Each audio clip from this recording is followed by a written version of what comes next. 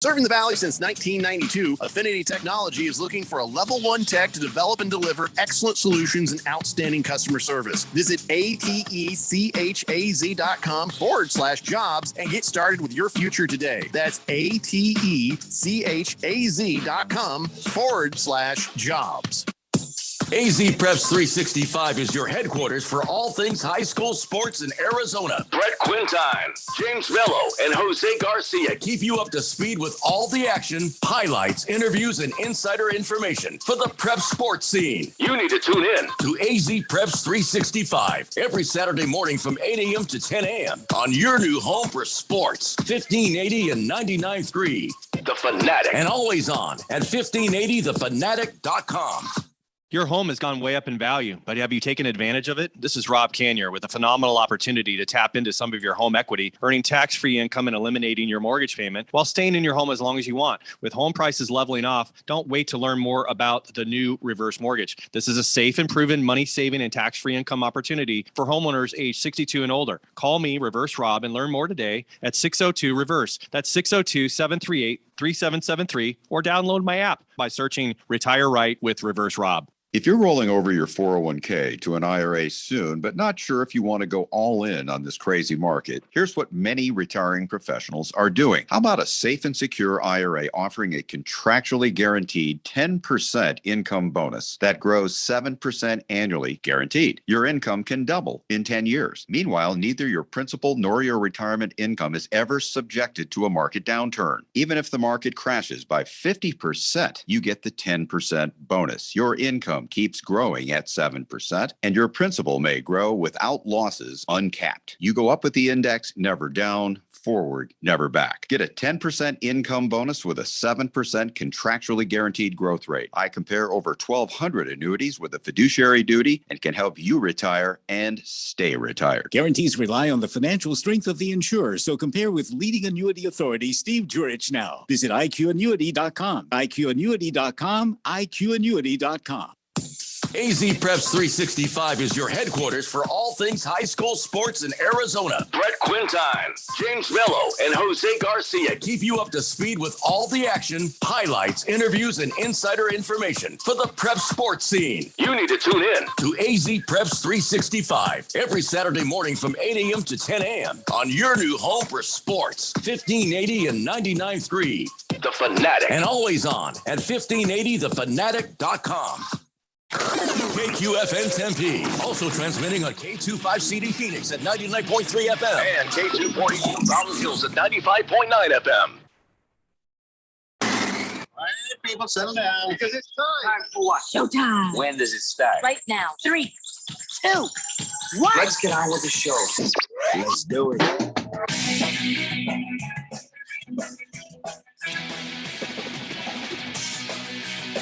All right, everybody, it's Monday here on the Daily Blender. I'm your good friend, your radio pal, Jeffrey O'Brien, alongside Randy White. Got Keon Rose in the control room, and you guys are on the Fanatic text line, 888-368-1580, as we broadcast live from the Harman Solar Studios in Scottsdale. And I made money. I'm very happy I made money. We'll talk about what happened with the Masters. We'll talk about what's going on with the Suns and the Diamondbacks. We'll talk about all those things. And now I don't want to start the show in a weird way, a bad way, but this does bear mentioning. You know, we all know about what happened to Dwayne Haskins over the weekend. I don't need to go into the details of that. But in seeing that, something that came to mind is just maybe something that not everybody knows. If you run out of gas driving down the freeway and you're on the freeway, you call 911. It's okay to call 911 and say, hey, I just broke down. I'm out of gas on the side of the road, and they will send somebody right away to come help you. You do not have to try to hoof it. You don't have to walk to the next exit. You don't have to try to cross traffic. And I get it. Dwayne Haskins was a young guy, and, you know, not everybody knows that. So just if you take away anything, just take away the knowledge that they're not going to get mad at you for calling 911 if you break down or run out of gas on the side of the road. Just wanted to make sure everybody knew that. I didn't know that, so there you go. Learn something new. Now, we're not, of course, going to talk about much of this. There's nothing else to really say about this other than it's sad and it's unfortunate. This is a kid who's just trying to find his way through life and, trying to, maybe make better decisions than he did early on and that sort of thing. It's just one of those things that happens. You don't choose the day certain things happen. You know what I'm saying? I don't know the day I'm going to kick off. You don't know the day you're going to kick off. Sometimes you see it coming, sometimes you don't. But this is a tragedy when it's this young. Absolutely. Which, of course, I'm not going to go anywhere near this conversationally. But have you ever heard of Gil Brandt? I have. Now, he is 90 years old, and he's a longtime former executive of the Dallas Cowboys, and he went on the radio, and he said some things, and it was just sort of like, whoa, what? Seriously, the time and this is no tragic thing, and the things he said were really bad, really just sort of insensitive to the family, insensitive to the situation, and I'm not going to repeat them. But I'm going to say this. If an old white guy who is 90 and used to work for the Cowboys, which meant this is an old white guy from Texas, if this is the worst thing he says, it ain't as bad as you think it is. That's the only thing I can think is, well, it could have been worse. He's 90 and he's a white guy. It could have been way, way worse. So I am not going to make any jokes. I'm not going to pile on. I'm not going to say nothing about nothing other than it's very tragic and sad. And remember, dial 911 if you ever find yourself in a similar situation. All right. So now on with the show. It's National Pet Day, Hey. Yeah. And now I had to take my dog to a hospital to survive parvo, and he's doing better. But the good news is, as much as it cost me, he got something special, free and extra. That's right. He brought home a case of kennel cough. Well done, hospital. Nice. All right. So now he's walking around like this, like my old agent. He's just everybody. Yeah, that's what he sounds like all the time. Now it'll run its course. He'll be fine. But it's just like, first he had to get over one thing. Now he's getting over this. It sounds like he's constantly getting ready to yak. Now, of course, Keon was telling me that he had to take his kitty cat to some sort of hospital for what? What's going on? Is he's puking everywhere? Well, there was a little of that, and also, his appetite's kind of gone, and so it's a combination of those things, a little worrying. So just took him in, and when stuff is coming out, it's more urgent. When stuff is not coming out, why ruin a good thing? You just wait it out till something looks wrong. But I didn't realize you had a cat. I thought that the cat that we all saw sitting on your head on your Twitter thing was somebody else's cat. No, that's my cat. Why would you do that? I mean, do you like cats? Yeah, I never had a pet before, and I always had a friend growing up that I always liked his cat, and his cat got along with me. So, this particular cat was a little kitten caught in a tree during a storm, and so he needed a home when he got rescued, and I took him in. All right, fair enough, I guess. I mean, dogs are really the man's best friend, but okay. So since it's National Pet Day, Randy, this is a fun thing I saw. They did a poll on why do you keep playing that? You say National Pet Day. It's my pet horse. You don't have a horse. You got Cecil the Wonder Dog. Cecil the Wonder Dog. I also have a champion thoroughbred horse. You're just hitting a button on the computer. Nobody is fooled that there's actually a horse. Over there. Champion thoroughbred horse. Turn the camera so we can see the horse. It's on my computer. I've been to your house. And you have no place for a horse. Of course, you saw my champion thoroughbred horse. There's no horse. Keon's been to your house. You've seen the horse. Where would you have the horse? There's no place for a horse. Obviously, you can hear the horse in the background. Also, is his name Charlie? All right, put your hands up like this and let me hear your horse. Go ahead. Put your hands up like this. Both hands. There you go. See? You touched it before you put your hands up. I did nothing of the sort. I don't think you have a horse that whinnies and neighs. You just hit it again. I saw you do it. I clearly saw my hands. All I know is at attention. No horse sounds exactly the same every single time. I'm sorry. I beg to differ. He's perfectly mic'd. and Oh, on yeah. cue. He's right over here. Come Yeah. on, man. Part of my man cage. All right, so forget about the Yeah. horse. Yeah. What's the one word you use to describe Cecil the Wonder? Lazy. All right, Keon, one word to describe your pussy cat. Energetic. Okay, my dog, rambunctious. So Cecil, yeah, lazy. Look at that lazy dog. He's a good boy though. So on National Pet Day, you can pay tribute to your pet by telling me what's the one word you use to describe him.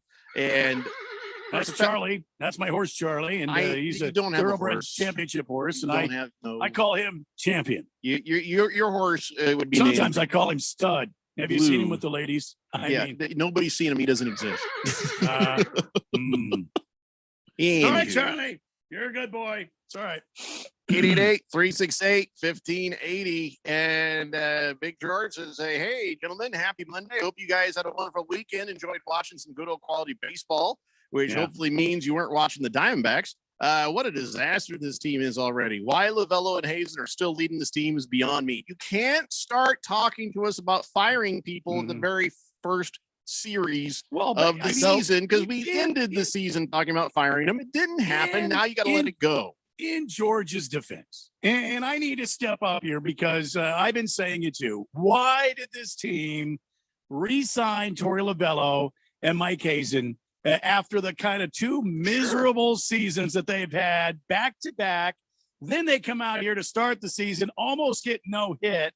It took Seth Beer on National Beer Day to go yard, and then they don't put him in the game the next night. That's the kind of decision making that makes us scratch our heads as to why Torey Lovello is still at the helm. Somebody's trying to just get themselves a giant tax break because they're not trying to win.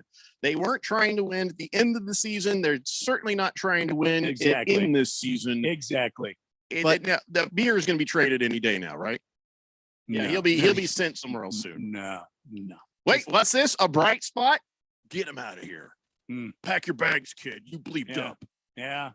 I could see it now. Mr. Kendricks is calling what is this Seth Beer ruining it for the rest of us? Get him the hell out of here. This guy's too good of a ball player.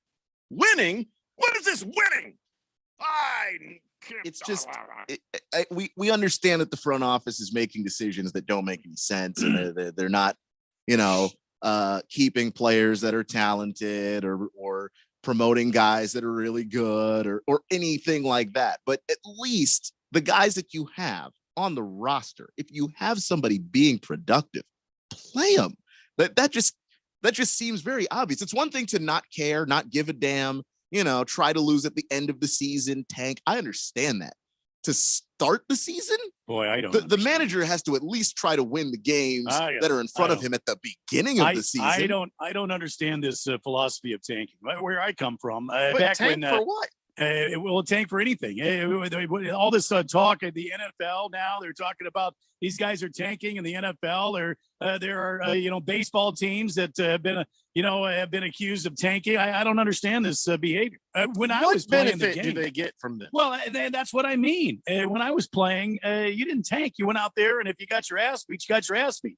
But at least you went out there and gave 110. And the players are not the ones tanking. Just to be clear, it's above them. I mean, players can be lazy and stuff, but players want contracts. Yeah, I get that. Why would the managers and or the ownership do this? Give me a serious reason why they would do number one draft pick, better draft position. Oh, so we were going to send a few guys down to the minors and maybe see what happens in later. The draft is not what it is for NFL or NBA in the Major League Baseball. I'm sorry, I beg to differ.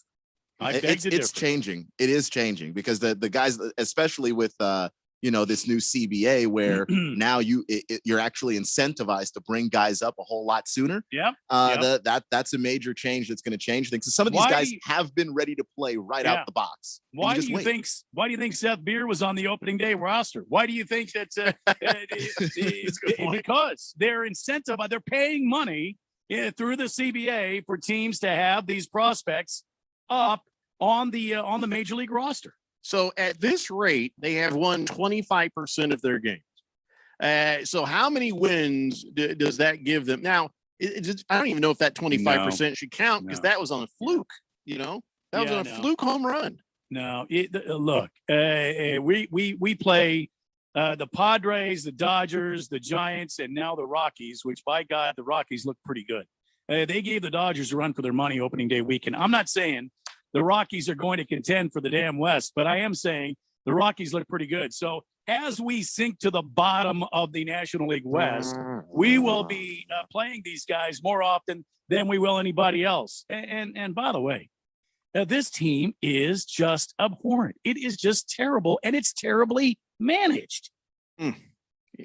We saw it coming at the end of last year, and yet we are still upset about it at the beginning of this year. Well, it's just stunning. I think you know it's coming. There are just things sometimes you see it coming and you still can't look away. No, yeah, you're right. I used to work with a very crazy, weird guy. This is before I was at the Fanatic. This is a long time ago. And I would tell people about this crazy, weird guy who was the radio station owner's son. And I would say, this guy, Matt Gerson, is insane. And people would be like, well, he can't be that bad. And then until you see how bad it is with your own eyes, until you're actually there, you're like, I had no idea it was this bad. That is the Diamondbacks this year. Thank you very much. Yeah. The Diamondbacks =, Matt Gerson. Anybody in the industry will tell you the Diamondbacks are a bad team. A bad team. So, and by the way, if they win 25% of their games this year, they'll win about 40, which is awful. Yeah. Is this going to be even a team we can go and watch and kind of enjoy? Just why not the experience, or is this now maybe too frustrating? You know, it does. It's not frustrating because I'm already, just like I said all season long with the Coyotes. I don't care. I don't mind. They're going to lose a lot of games.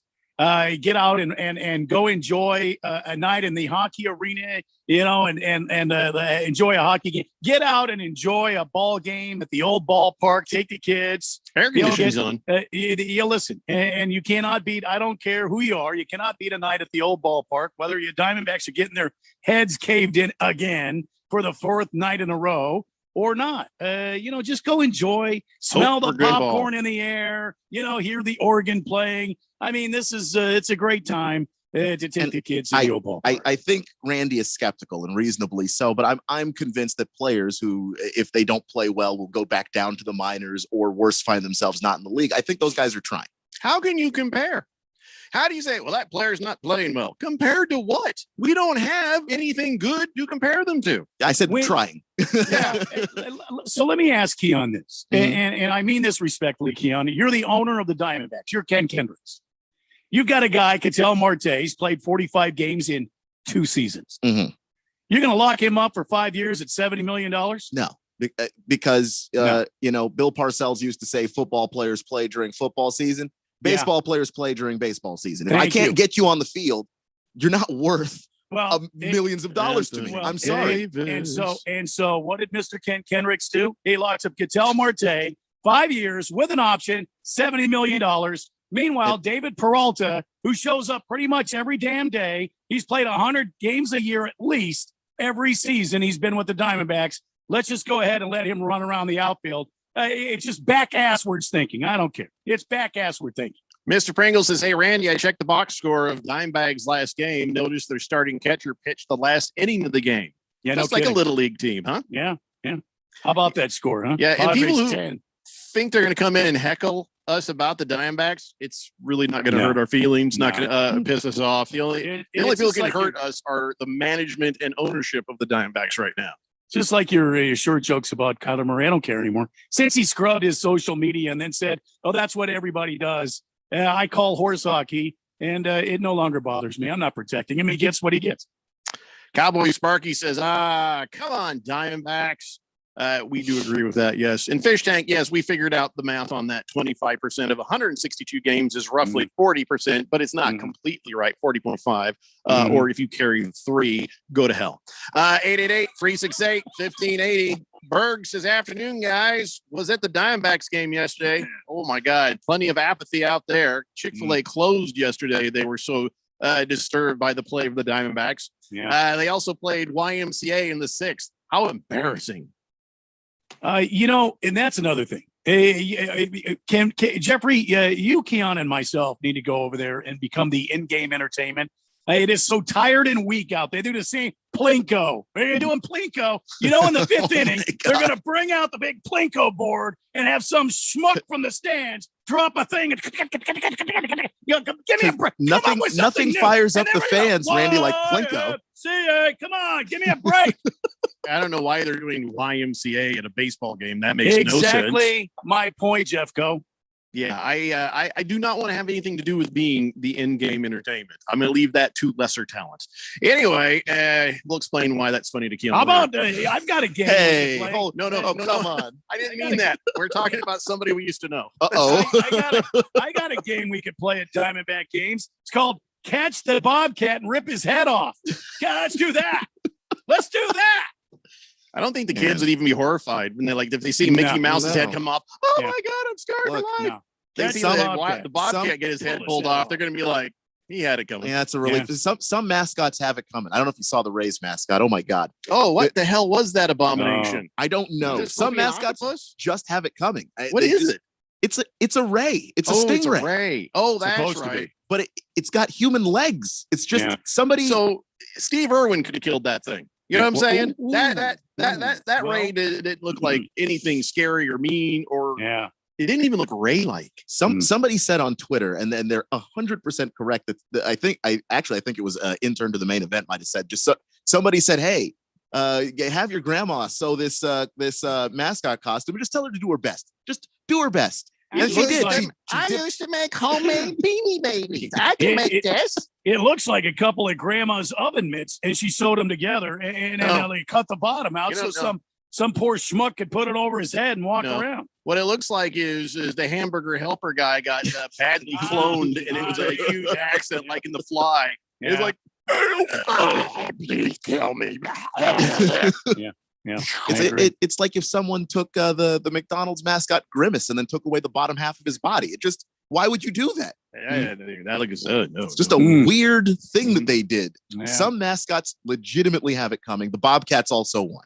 The important part is Berg says Mustard won the hot dog race and the mascots don't even run in the stadium anymore.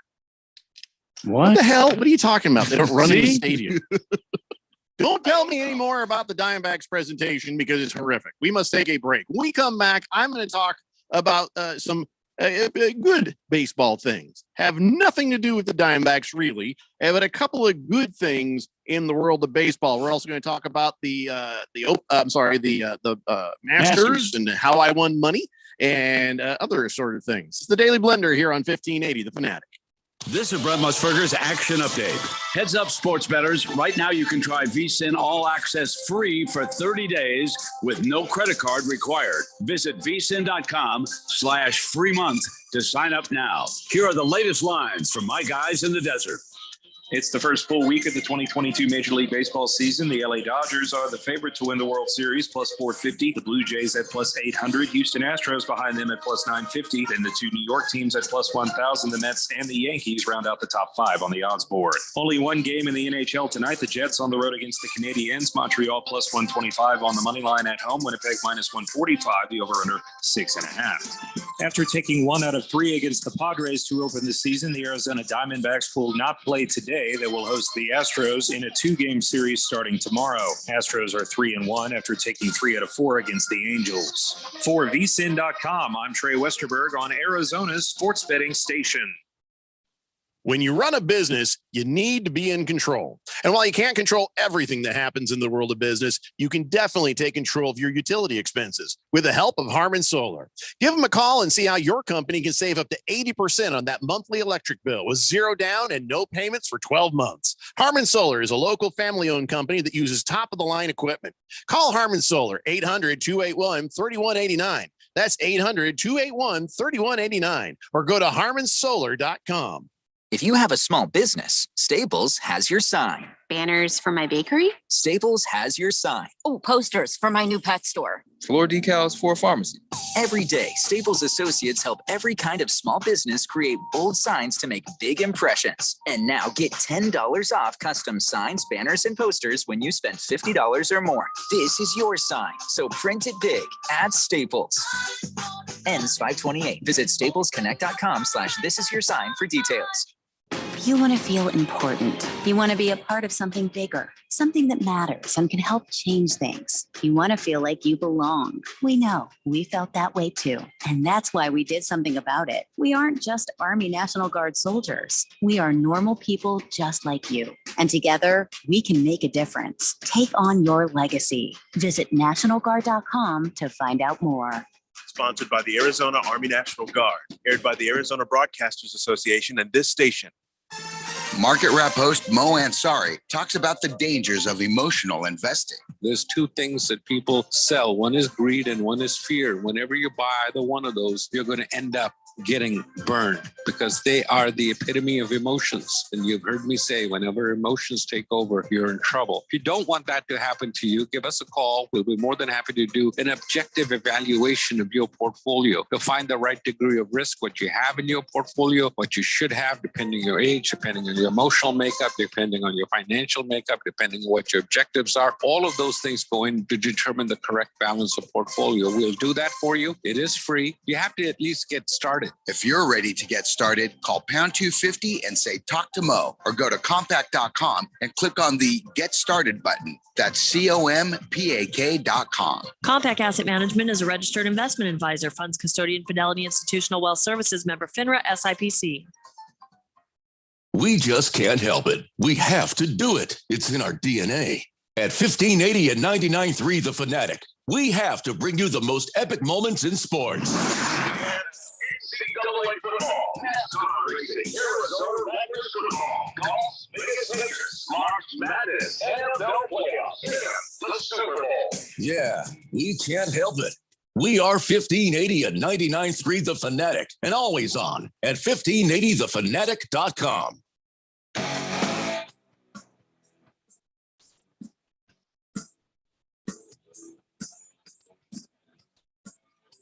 David Blender here on 1580 The Fanatic. And yes, the Diamondbacks will not give us a whole lot of joy this year in the world of baseball, but there's little things along the way that we will see that will help keep our appreciation for at least the game, Randy. How about that Stephen Kwan guy from the Atlanta Guardians? He's killing it as a rookie. He did something is historic. He had a 5-hit contest within his first 5 big league games.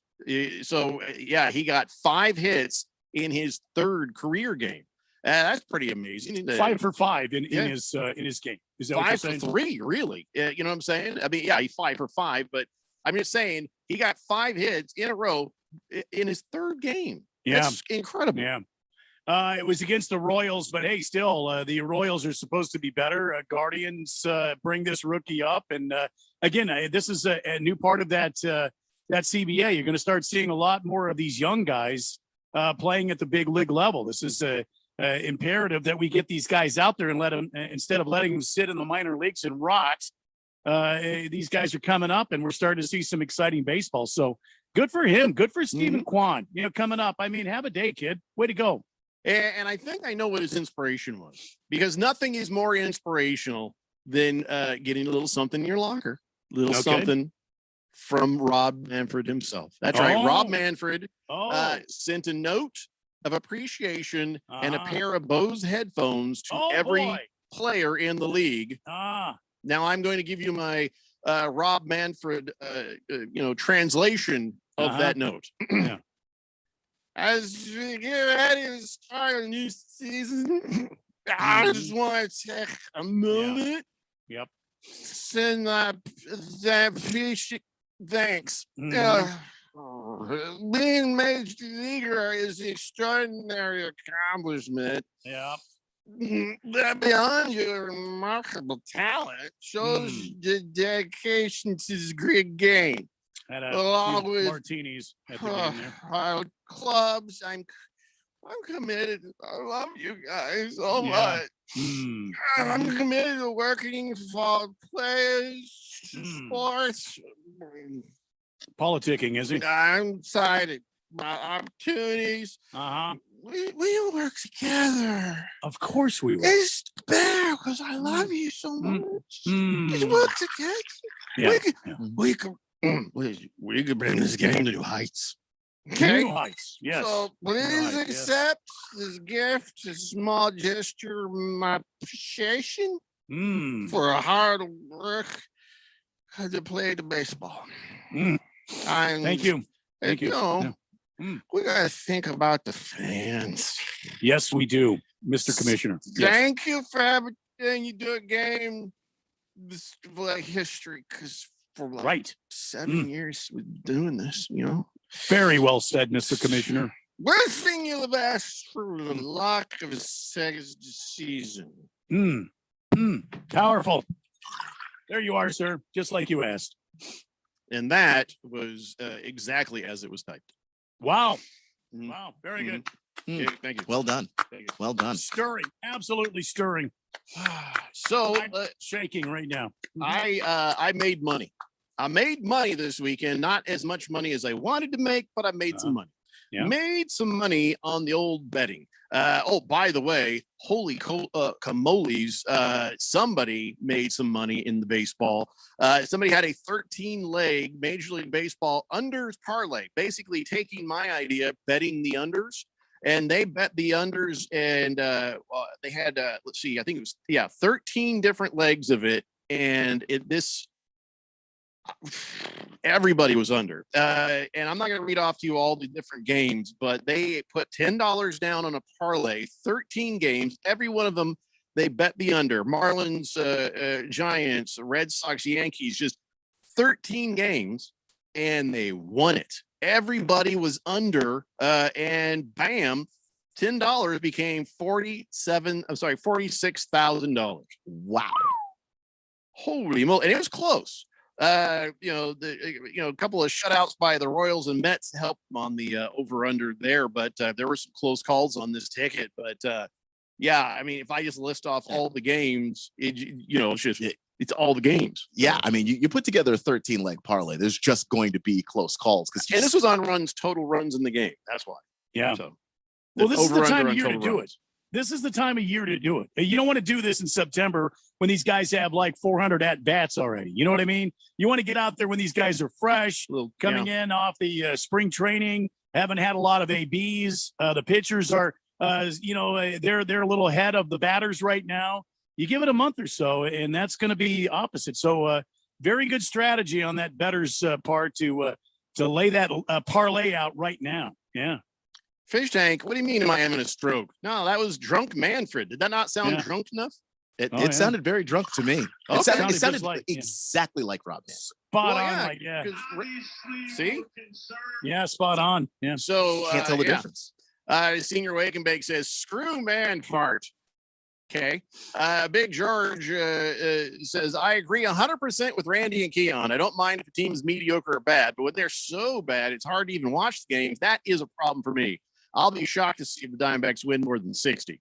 Here's the thing too. And if I could just be obliged just a moment here. It's one thing to have a team that is so bad like the Diamondbacks are. And then you've got an announcer on there that is like he's like vanilla, he's like vanilla. I mean, he's like Steve Berthume needs to go. If we're gonna have a mediocre or horrible ball team, can we at least have an award-winning announcing crew? No, you don't get award-winning announcing crews when your team is this bad, Randy. Please, you don't. Please. You get sleepy people. That's what you get. You get sleepy people and you like it. Oh my God. Well, if you have good broadcasting, at least if you watch the game, I can be entertained a little bit. I can put these voices on and okay, well, maybe the game's not worth watching, but I can have these guys on in the background. We don't deserve good announcing. Not until the team's better. Then we can jump up and start yelling. But not until then. Sorry. It's part of our penance, I guess, for stinking so badly. Why? Blissel Hayes says, should Carson Kelly be the starting pitcher for the Diamondbacks tomorrow? He's got the best ERA on the team. What's next from the genius Torey Lovullo? Madison Bumgarner as designated hitter? Probably. God, it just hurts. I mean, they paid him, so that's already a bad idea. And I like Madison Bumgarner. I think he's a fantastic baseball player in his prime, but he's not in it right now. He's very much past his prime. It's just easy to call him a bum because it's in his name. The Zach Greinke move, bad move. The Madison Bumgarner move, bad move. Paying Ketel Marte 5 years, $70 million, bad move.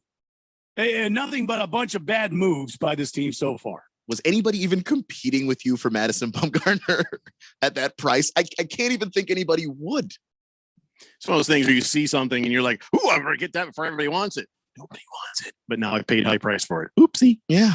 Boomer Sooner says, Jeffrey, I didn't mention this last Friday, but Saturday was National Boomer Sooner Day. Is it? Was it? Is there really? I don't think there is a national. National? I mean, state, maybe an Oklahoma statewide Boomer Sooner Day, but nationally. Yeah, Randy got your beer there, so there you go, buddy. 888-368-1580. Moist One says, I want to pet Randy's horse. Don't let him come over. Mr. Wilbur says, wait a second, Keon owns the Diamondbacks? Keon, I didn't realize you had that much money. Can I get a job from you? I wish. If Keon owned the Diamondbacks, you really don't wish. if I owned the Diamondbacks, there would be so much turnover in that organization. We are starting from scratch, and we're going to get a manager who gives a damn and a GM who knows what he's doing. Look, I just want to, you know what? Let me be the play-by-play guy. Put Gracie next to me as the baseball color guy, and let us do the broadcast. Okay, that's all I ask of you. Thanks for inviting me. Well, Jeffco, you don't want to be up in the booth. Thanks for inviting me. You want to be like a GM. Would it be nice to be invited? I don't want to be the GM. I don't want to do anything. Well, you don't want to do anything. So you could come to the games whenever you want. No, I mean, it would have been nice to be invited to the booth, but you didn't even think about it. You didn't even think about me. I was thinking about you. When I own a football team, you don't get to be in that booth. How's that? How's that feel, Randy? You know what I'm going to do? I'm going to go and I'm going to get somebody. I'm going to get somebody else to be in that booth with me. I'm not going to think about you. How's that feel? I'm sorry, Jeffco. I apologize. Sorry. You want to be in? Would you? I'd love for you to be in the booth with me. No, baseball bars with me. 888-368-1580. And Tron Slater says, one word to describe my dachshund is homey. He doesn't complain, doesn't talk back. Happy when I'm home. Only thing wrong with him is mom is a Northside Guadalupe Bulldogs alum. How do you know a dog is a fan of the Northside Guadalupe Bulldogs? It's very specific. And how did the dog communicate this to you? Mile High Guy says, Jameson shots from my entire University of Denver hockey team winning the NCAA Division I title in Saturday night's Frozen Four in Boston. Congratulations, Mile High Guy. Jagdog, holy good God, you did what? Jagdog just sent over, he made real money. He sent over this ticket for Scotty Scheffler. He put $450 down and won $946. Wow. Boy, you really believed in old Scotty there. Boogie says the Diamondbacks should hold open tryouts for everyone in the Valley. I bet you can replace half their lineup that way. That would work. Why are you still pouring?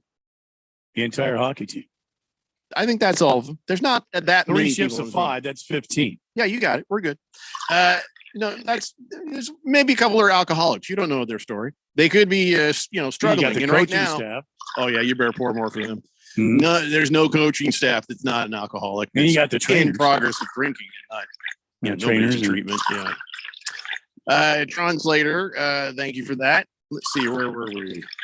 Pringle says, is Carson Kelly the closer and the starting catcher? Boy, he's like the next Shotani. Let's see. Just Tip says, good afternoon, gentlemen. This Diamondbacks booth is fabulous place for Bob Uecker. Is he still doing it? He ain't still doing it, right? I don't know if he's still doing it, but he's got a happy home there in Milwaukee. I mean, good night of living. Can we not at least have something entertaining in the damn broadcast? I like Bob Brenly, but he needs somebody to help him get fired up. You know what I mean? And it's not old sleepy Berthiaume. I mean, 3-1 Diamondbacks are losing. And then Brenly's got to come in and figure something out to say. Because Berthiaume does not set him up with anything. Wilbur says that you should put me in charge of the Diamondbacks walk-up music, but instead have me with like a live microphone and walk with a player up to home plate and encourage him in any way possible to get ahead and entertain us all. See, now that's the thing too. The stadium announcer. Now there you go. There you go. Hey, instead of batting now fourth, number 26. You know what? Get some real life and when the music starts, and now coming to the plate. You know what I mean? Some real activity, some real energy here. Well, I think you should do that. Yeah, you should definitely do that. Randy would be awesome at it. I could do that. See, I can do that. So, did anybody watch any of the Masters? Did anybody watch it? Because Tiger Woods, he started to wane, and we thought that might happen. He came out strong. He was in the top 10 ish, and the next day he a little not as good, but he made the cut, and then after that it was just that was all he could do, and it wasn't a matter of his ability. It was a matter of fatigue and just pure pain. Oh, absolutely. Thursday, Friday, didn't see it on his face. You saw it on his face a lot Saturday and Sunday, wincing and just barely getting through it. So enough about Tiger Woods. I think that he has a chance to come back and maybe come back strong one last time, maybe before he hits the Seniors Tour.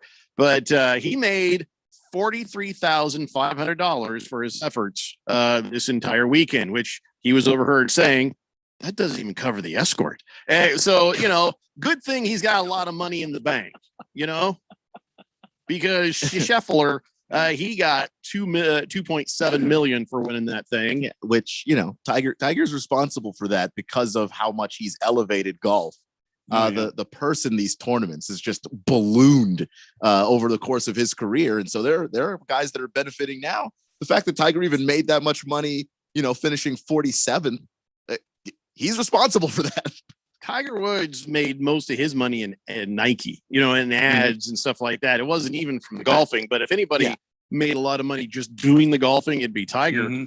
But so $2.7 million for the winner, 1.6 for Rory McIlroy. And it sort of drops after that pretty quickly. And then Lowry got $870,000. So did Smith, and Mark Howell get $600,000. By the time it got down to 47th place, $43,500 is what Tiger Woods got out of it. Yeah.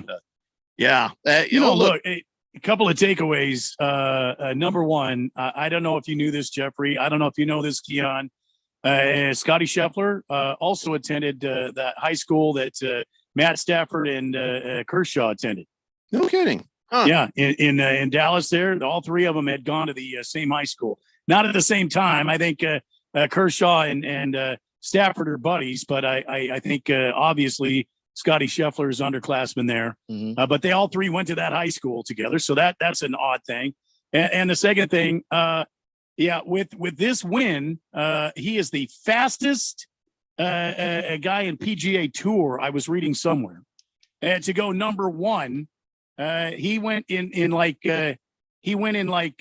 5 weeks. He won here in Phoenix, and he skyrocketed after that, all the way up to number one of the fastest in history. Yeah, but I'm going to let him have a day to enjoy his win. But the man card violation will be handed out to him tomorrow. I'm not going to go into it today. I'm going to let him enjoy a day. But tomorrow, Scotty Scheffler gets a pretty damn big man card violation. Radio Ron, though, gets a man card accreditation for his bet. He bets braver than I do. My $1 got me 13, which covered my other bad bets. So I more than broke even. But Radio Ron put $10 down on a parlay of, it looks like 3 guys, Morikawa, Connors, and Thomas, to all finish top 10. They did. Yeah. He got $84.60 for that. But even more impressive, he put $25 down instead of my one. He put $25 down on Scheffler to win and got $425 for it. Good for him. All right, congratulations, Radio Ron. It might have been an odds boost, or it might have been straight up. I'm not sure, but well either done way. there. Impressive either way. Yeah, I stick to my plan. I ain't got that. I own radio stations $25 bet kind of money. So. All right, let's take a break. We'll come back. More of the Daily Blend after this here on 1580 The Fanatic. I'm an Arizona truck driver. I deliver food, medicine, supplies, and hope. And during times of crisis, I support our communities. But every day I see people putting lives and families at risk. Distracted driving is deadly, period. Be aware, be safe, and visit sharetheroadaz.com. and find tips on how to drive safely around trucks. This message is sponsored by the Arizona Trucking Association Foundation. Medical data brought to you from Summit Male Medical Center. Over half of the guys over the age of 45 have some type of erectile dysfunction. If you fall into this category, you are obviously not alone. Don't worry about it. Do something about it. Call Summit Male Medical at 480-398-1000. Let our Arizona licensed doctors and all male medical staff using FDA-approved medication help you enjoy your life again. We guarantee it.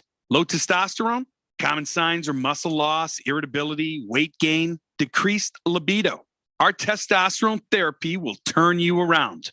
Discreet, professional, and we are successful. Don't let getting older get you down. Call today, 480-398-1000. That's 480-398-1000. Or go to summitmalemedical.com. What are you waiting for? Call today, 480-398-1000. If you're worried about your investments, you're not alone. These are challenging times, but it's not time to panic.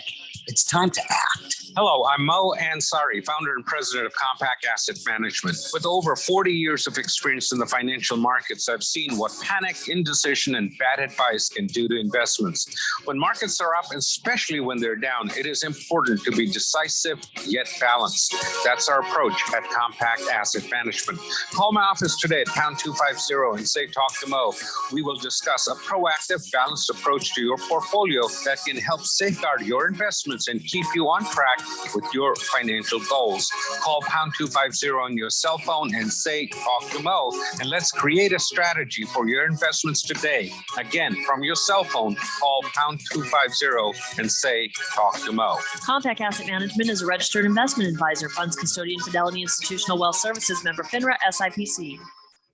Contractors need bonds, and the professionals at Constructors Bonding have been Arizona's leading surety management team for 40 years. We don't just deliver bonds, we make your bonding better.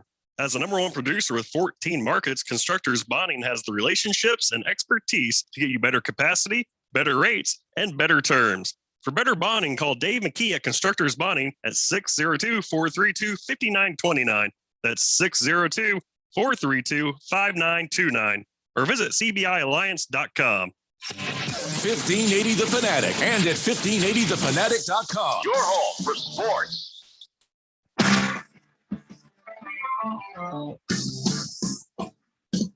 Welcome back to the Daily Blender on a Monday, April 11th. Beautiful skies out there, a little breeziness and cooler temperatures. As we progress along until 6 o'clock tonight, I got to remind you, it's baseball season.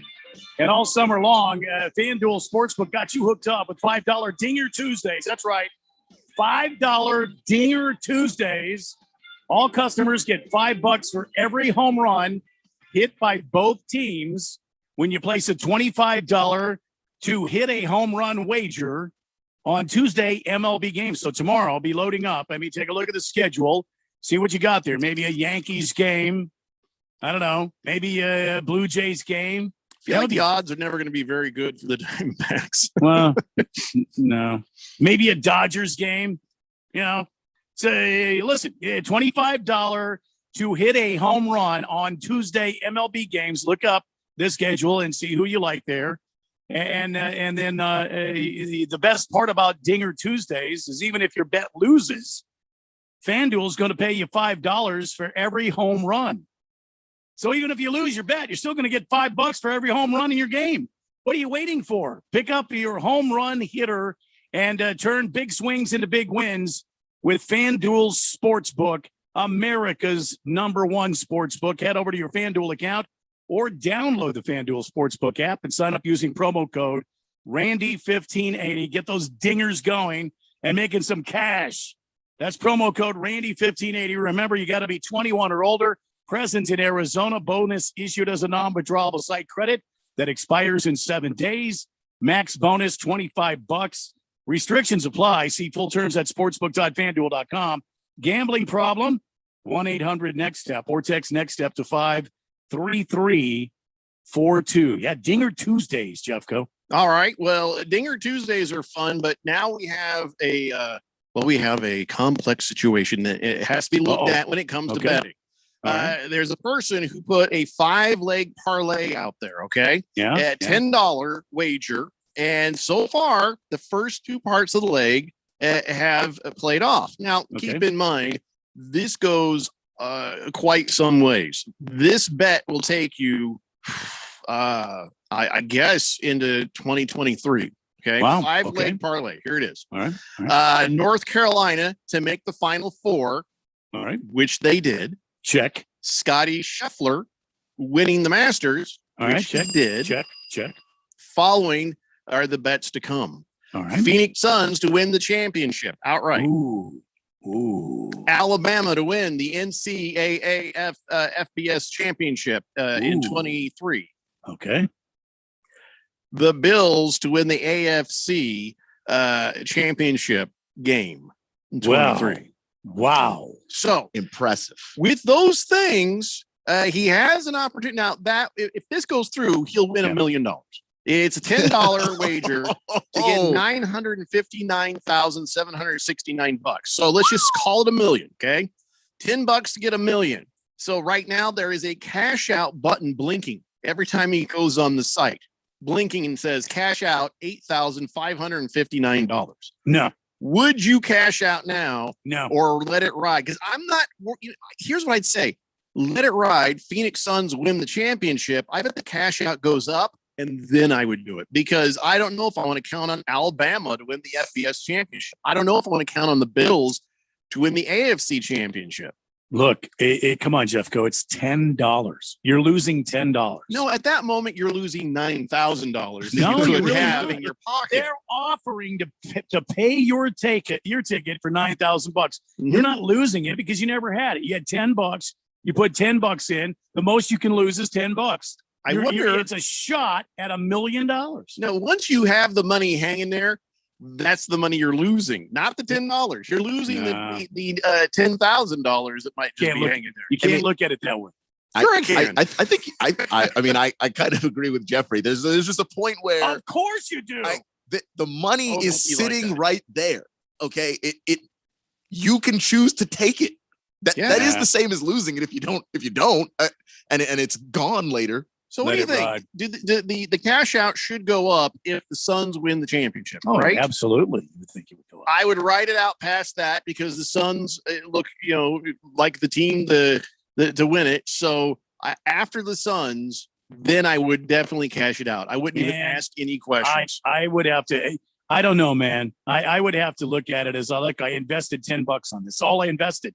That's all I'm losing is $10. Do I have the possibility of getting? If the Suns win, I bet it goes up to like $100,000. Yeah, boom, cash out because you can't count on Alabama. You can't count on the Bills. But the thing is, I would let it ride even after that because you can tell in a college football season if somebody's in trouble.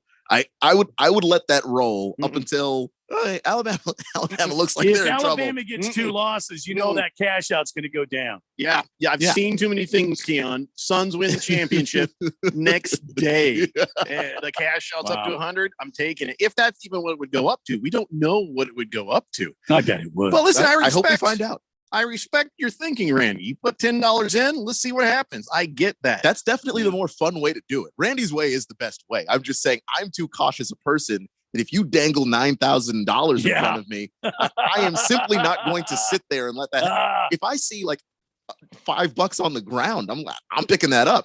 Why didn't we think of doing something like that, Jeffco? Why didn't we think of doing that? We could have done some sort of a parlay where we threw in $10 and we said, okay, so-and-so is going to win. Scotty Scheffler is going to win the Masters. Okay. That's leg number 1. Suns win the championship. Leg number 2. And leg number 3, so-and-so is going to win the, pick it. And then college, we could have, we could be having this sort of fun every week. Well, yeah, but here's the thing. I'd be doing dollar parlays. I would not be set up to win $1 million. I'd be set up to win like 100,000. I may have to do some research on this. Yeah, Radio Ron can help guide you. Yeah. He's Mr. Parlay. I need to, by the way, go to the school of Radio Ron because my parlay game is bad. I do pretty well with the betting, but when it comes to put together legs of a parlay, it never works for me. I always lose money. I'm not even making this up, guys. Radio Ron has talked to me about having a meeting at the station where he guides you through these things. Ron's betting. I might be open to that. Honest to God, every time I try any kind of parlay, it's a disaster from the word go. I'm not even close. I think the trick is ease yourself into it with like a 3-game parlay, then a 4, like that, then a 5, and then try to feel your way into that. They made sports betting legal in Tennessee, and I was like, woohoo, that first day. And I had like a 5-leg parlay for just baseball, and I hit it that day one, and I have not ever since. It's just not happened.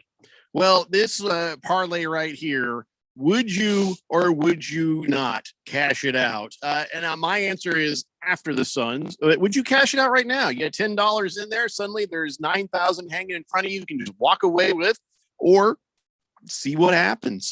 Go farther with it. 888-368-1580. Now, I hit a parlay, you guys. Oh yeah. I have hit a parlay. Tell us about it. I'm bringing it up here. I hang on a second here. This was my only parlay. It was a plus 400 parlay, and I hit it. Donovan Mitchell and Russell Westbrook each to score 20 points, a total of 230 points. And I hit that parlay. I mean, it was $1.50. I won $7.50, but still you won. Yeah. One. Well, first off, that was my parlay. That's a tremendous return. That's good news. If you're betting down here in the dollar range like me and Randy, then you're working the percentages. And if I put $1 in and I get 13 back, that's pretty damn good percentage. Yeah. So, I was just happy to have it. I didn't want to say anything. I got $16 back on my dollar bet again on Scotty Scheffler. All right, get it. You had an odds boost. Whatever. Awesome. I used my odds boost on Tiger Woods. You must have hit him. You must have bet him at a different time than I did. I got him at plus 1,500. I bet it at April 10th. Oh, okay. That's why you were way ahead. Yeah, that's smart. King Kitten says parlay is Italian for just missed it. 888-368-1580. Oh, I have so much experience with that. Let's see here. Against the Spread says it would be wise to take the cash out option when you get a chance. The option is to hedge your bet for a later date if you have a bankroll. By the way, the whole point to gambling is to make money. See, against the Spread, an accomplished gambler, he finds the value in cashing out. But against the Spread, I'd be curious to what you say.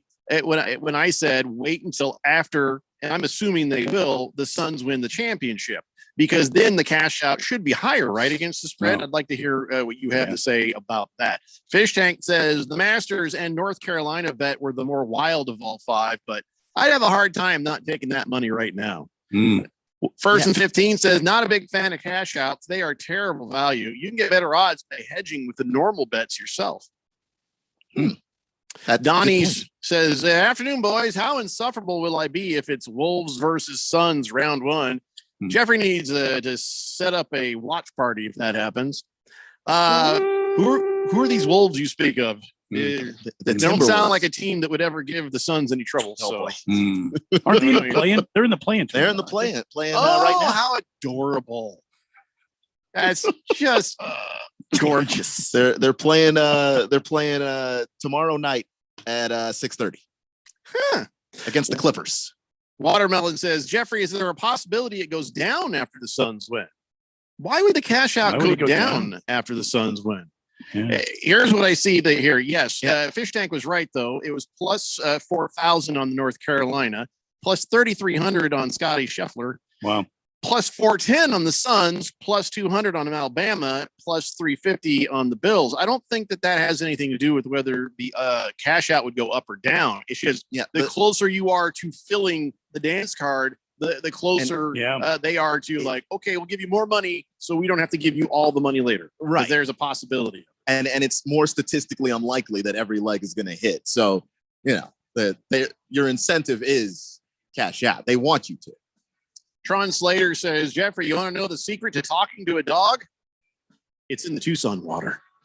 Okay. Okay. Nice plot to poison Jeffrey. Nice try.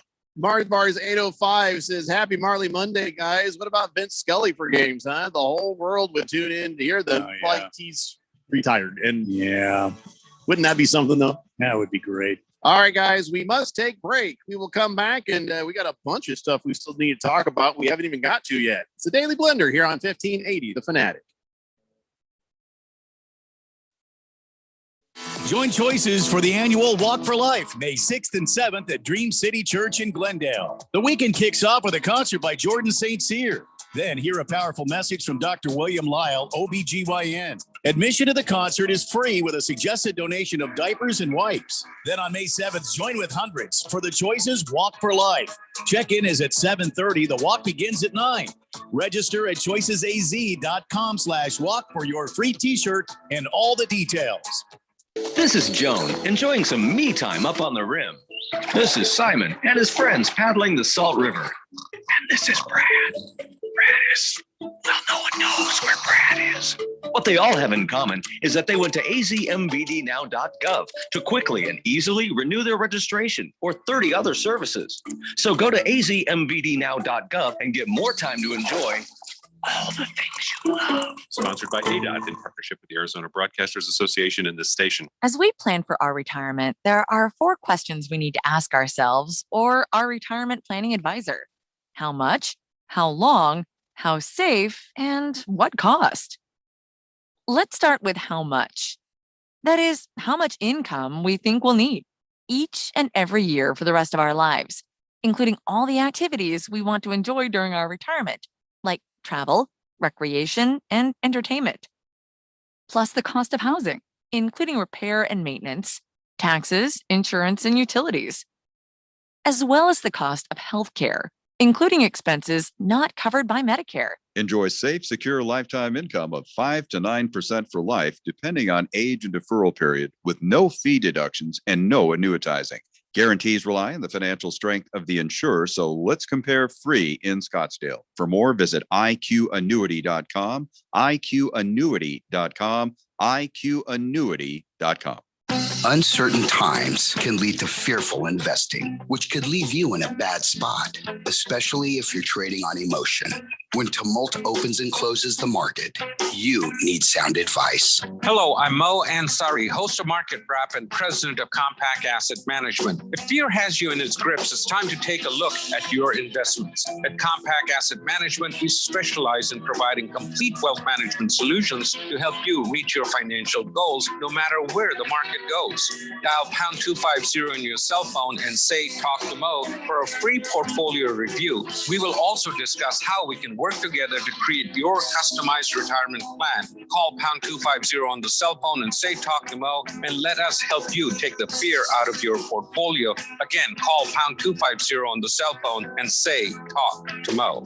Compact Asset Management is a registered investment advisor, funds custodian, Fidelity Institutional Wealth Services, member FINRA, SIPC. KQFN Tempe. Also transmitting on K25CD Phoenix at 99.3 FM. And K240U Fountain Hills at 95.9 FM. All right, people, settle down. Because it's time for what? Showtime. When does it start? Right now. 3, 2, 1. Let's get on with the show. Let's do it.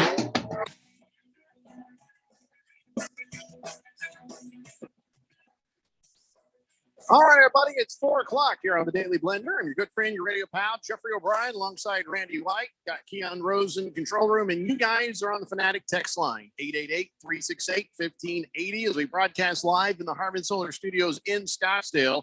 And, okay, so Tiger Woods, showed his humanity, I guess, is one way of putting it, as he made his way through Augusta 4 days in a row. And still, can I just say this? Old Gimpy Tiger Woods still golfed a better game, Gimpy, than most you people ever would in your life. A 78. Isn't that a score that is usually unattainable for most golfers anyway? Yeah, listen, a 78, it's still obviously above par. And Tiger is a professional golfer, known to be a scratch golfer. But the guy who's only 14 months out from having a major automobile accident, on the heels of having back surgery again. I think it's his 4th back surgery. So he was already dealing with the back situation, had the accident, it crushed his leg severely, hurt his other leg severely, came back and walked, in my opinion, one of the toughest golf courses that you could play at, which would be at Augusta, Georgia. It's tremendously uphill, downhill, very undulating greens. It is quite the walk. And congratulations to Tiger Woods for showing up and showing fortitude to go out there and play in that tournament. It's impressive too, because I mean, if you count the guys who missed the cut, he still finished better than about half the field.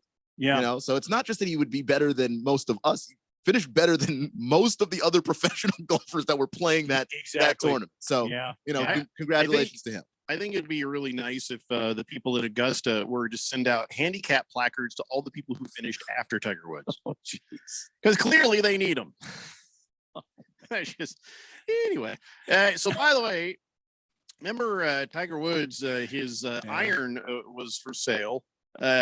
Now his iron, not the one he uses for crease his pants, because as you know, like I said, golf is a sport that is done in business casual, unlike any other sport. And his Titleist 681T iron that helped him win, the Tiger Slam, as they call it. Anyways, that was up for auction, and the damn thing got $5 million. $5 million for that iron. Holy crap. Why would you want $5 million? Do you think he'll ever be able to get that money back? Yes, you probably will. And as Tiger's legend goes on, you don't understand, Jeffrey. There's a whole lot of people out there that will collect sports memorabilia. I mean, they'll get everything from Shaquille O'Neal's shoes on his 10,000th point. They'll buy that. They'll buy Tiger's iron from the Tiger Slam. They'll get Tom Brady's final touchdown pass football, and they will keep all this stuff. And that's what they do, man. He'll get that money back, absolutely. Except for the poor guy that thought he had Tom Brady's last touchdown. Well, so who was the most famous golfer in 1925? 1925. Wow. See, don't even bother Googling it. It doesn't matter. My point is, the longer that this guy has this iron, Byron Nelson, and the more that Tiger Woods fades into the history of the game, I feel like that thing is going to lose its value, and you wouldn't be able to auction off or sell it for as much again. You have to. If he's going to buy it for $5 now, he better sell it quick if he wants to get that money back. I just think there's some athletes that I don't know that they're going to necessarily fade. I mean, is Michael Jordan going to fade to the point where the things that you get for Jordan are going to be valueless? Probably not in your life. Valueless, but less valuable. Because look at Arnold Palmer. If they try to sell one of his golf clubs, you ain't getting $5 million. But he used to be the man. So I don't know. Go ahead and show me somewhere where Arnold Palmer or Jack Nicklaus, any of their stuff is auctioned for anywhere near $5 million. Listen, my point is, I feel like this guy, if he doesn't unload that, and he'll probably make a profit if he does within 5 to 10 years, but I don't think he's making as much money later on if he holds on to it for 30 years. People are like, hey, you remember that guy Tiger Woods? Yeah, we've heard of him. I have his iron, and I'll sell it to you. How much you want for it? 10 million? Get out of here. You know what I'm saying? I don't know, Jeffrey. I think stuff like Arnold Palmer stuff, Jack Nicklaus stuff, just like Kobe Bryant, Michael Jordan, LeBron James when he retires, Wilt Chamberlain, some of the great basketball, some of the great athletes of our time. I mean, what would a Babe Ruth baseball go for today, do you think? Not $5 million. I don't know. No, I mean, we've had those stories pop up. And we just talked about a Honus Wagner card. Well, that was in mint condition. Well, that's the unicorn. How much? That's the unicorn of trading cards. That is in an area by itself. I don't know that Tiger Woods' Titleist 681T iron set is going to end up being I don't know, Honus Wagner, because the Tiger Slam is a specific moment in history. Like I just looked it up. There are Babe Ruth baseballs that are going for $300,000, and these are not from that ain't any $5 million. Is it? No, but that's from not any particular event. That's just any baseball. I don't think any Tiger iron goes for $5 million. I think that iron goes for $5 million and probably more. And we're also living in a time now where you've got TVs and cameras and everywhere. So we all saw it. I have a chant. Over. Paid. I mean, over.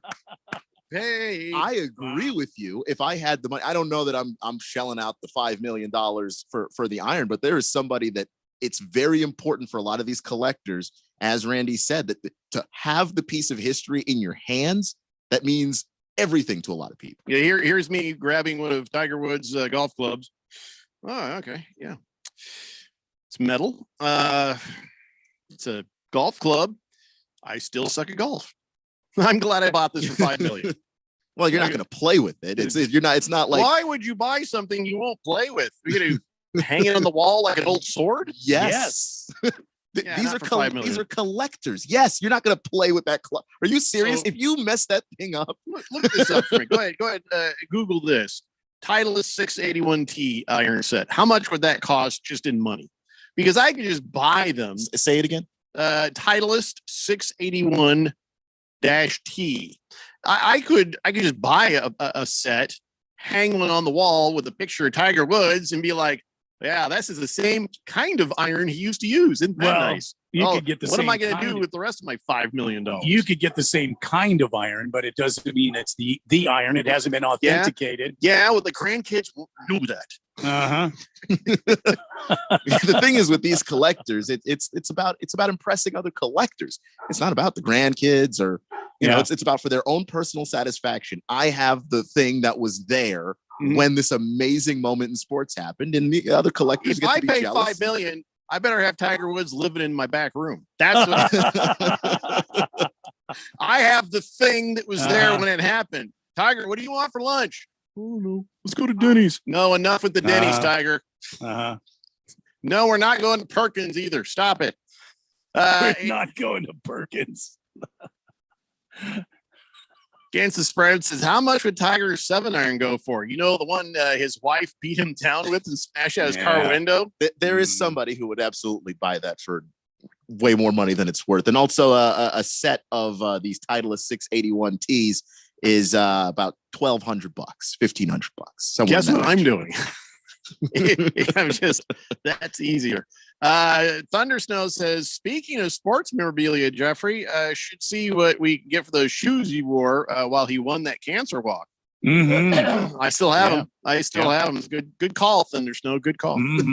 Mr. Wilbur says Jeffrey probably thinks he can buy an autographed pair of Air Jordans at TJ Maxx for $19.99 on special.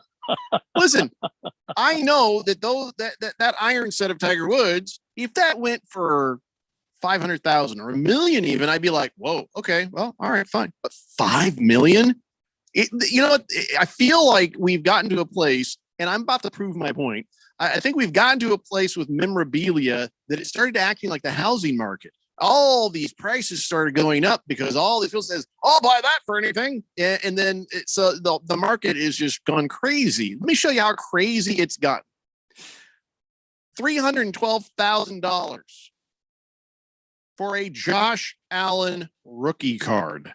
I know I've got a Josh Allen rookie card somewhere. Pull it out. You're a rich man. If you've got it, then go ahead and Well, I'm sure this is a special sell that on the kind. open market. I'm sure this is a special kind of Josh Allen rookie card. Hell, but I'm going to start digging out my cards right now. there's no way it should have been $312,000. In fact, I think the Josh Allen one, it might just be down here right there, that I used to cover up the LED light so they don't make the room turn green when the lights are out. Well, if there's no folds in the card or bends in it or anything like that, and you can get that thing graded, I'm telling you, I'm gonna find it. The thing is, there's probably folds in it because I don't care about it. Well, if it's worth $312,000 in good shape, I could probably get $10,000 for it all bent the bleep up, right? I hope so. Josh Allen, you're not getting anything for it. Who are you kidding? Thank you, Big George. He says, I think Tiger Woods stuff will be valuable beyond our time on Earth. Yeah, the aliens are going to be like, and like just trading. I don't know what. They'll find our old footage of golf and rebuild the memorabilia market. Senior Wakenbeck says, I'd be more interested in the iron glove his wife beat him with. Oh boy, here we go. That's a 7-iron. Yeah. Let's see here. Kiss the Cook says Tiger's Titleist custom iron sold for $5 million. Wait until his Scotty putter goes up for sale. $30 million probably for that one. Could be. What's the Could Scotty? be. What's the Scotty putter?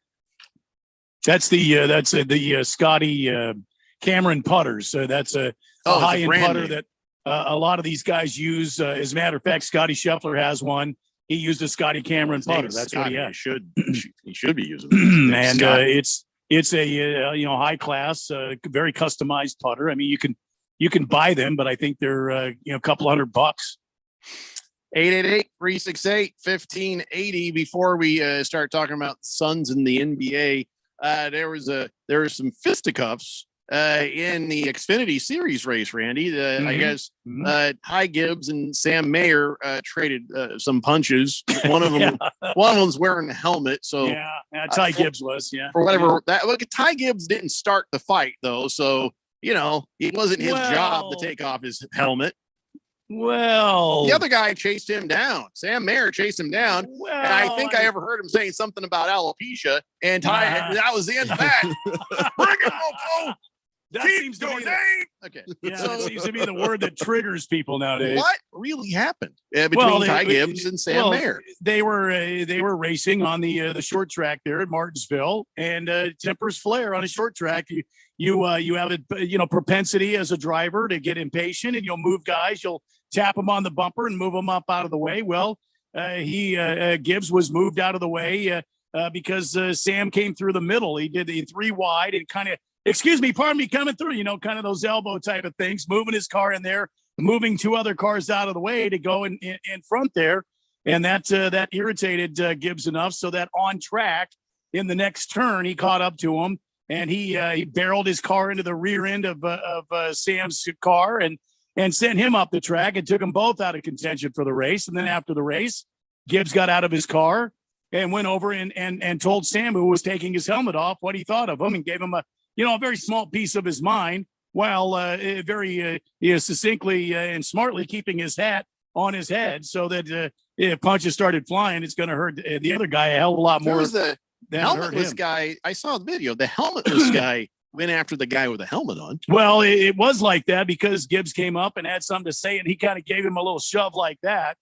And then it was on from that. So, it wasn't up to him to take his helmet off just because the other guy was wanting to fight. Well, he got out of the car and he remember, this is Joe Gibbs' grandson. He is somewhat smart in the ways of athletics. And when you're a catcher, they teach you early on. If a fight happens, don't take your mask off because if you take your mask off, they'll punch you in the face. Keep the mask on. You have the gear. Use it to your advantage.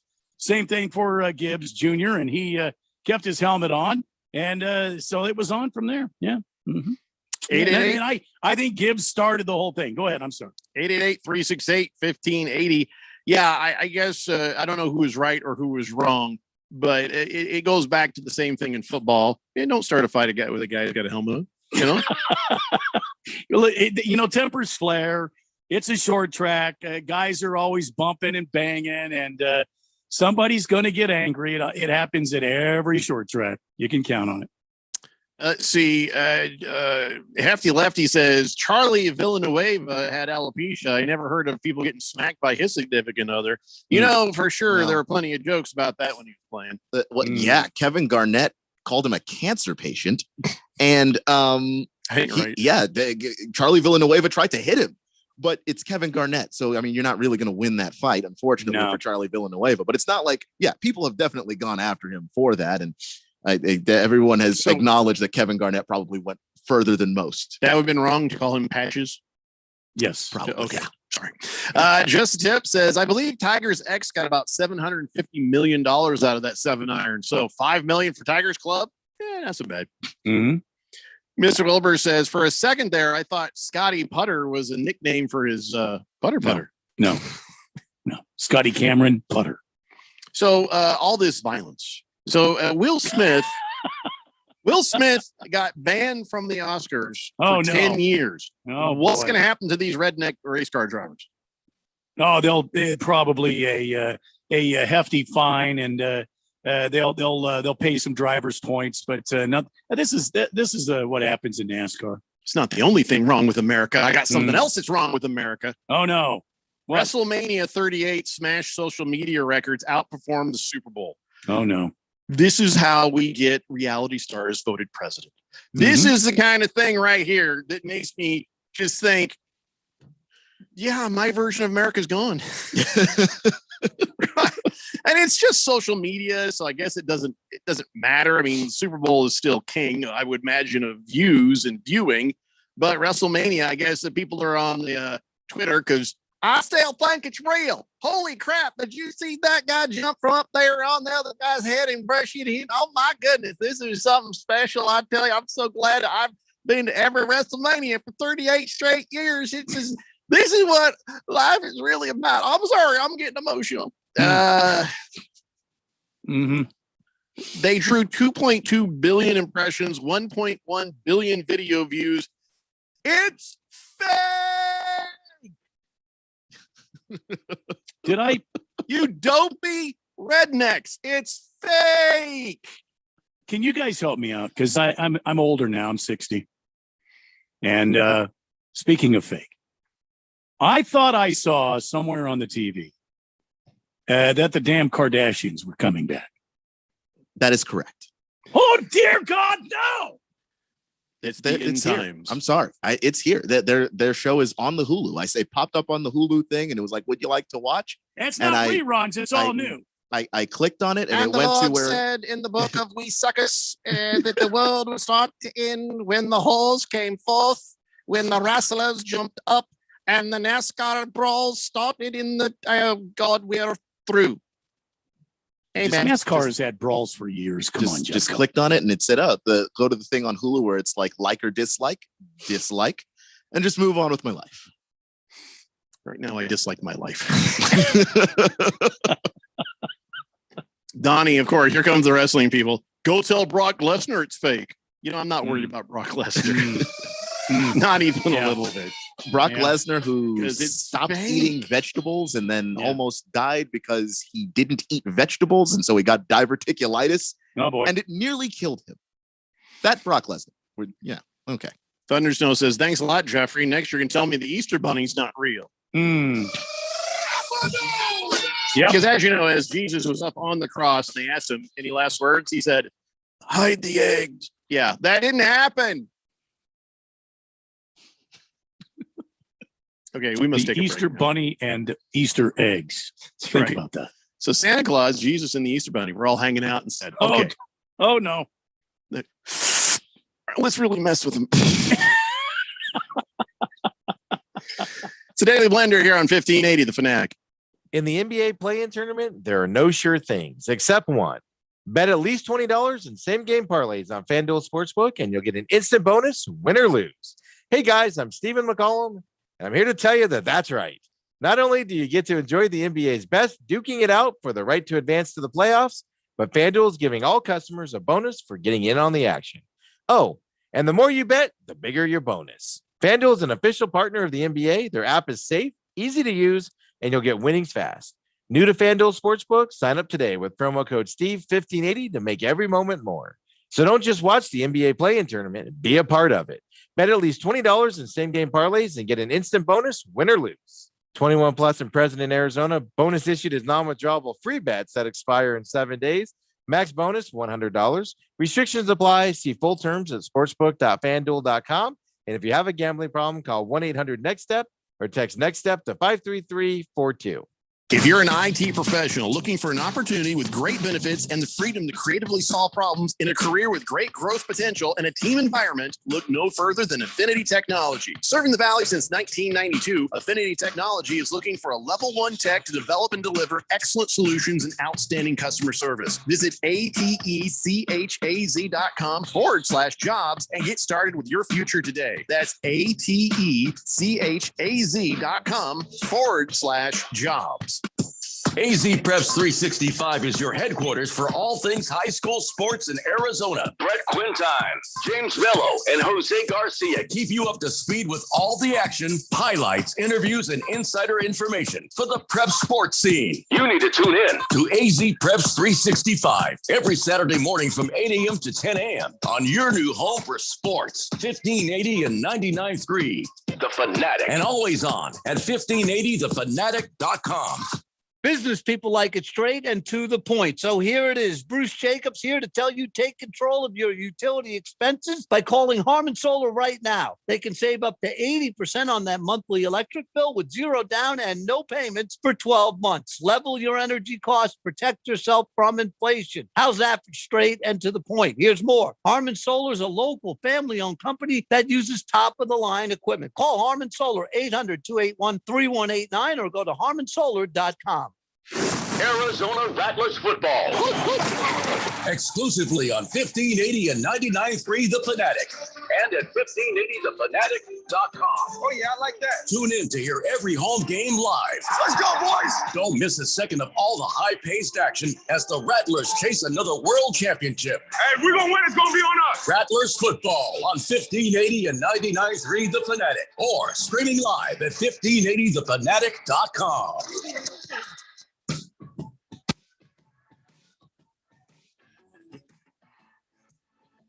State Blender here on 1580 The Fanatic. We're going to talk about how the Suns finished the season and what is up next in the Western Conference as far as playoffs are concerned. And remember, the NBA playoffs mean next level basketball. Get ready for all that action by betting the play-in tournament. DraftKings Sportsbook, official sports betting partner of the NBA. New customers can bet $5 on any team to win and get $150 in free bets instantly. You clinch a win no matter what.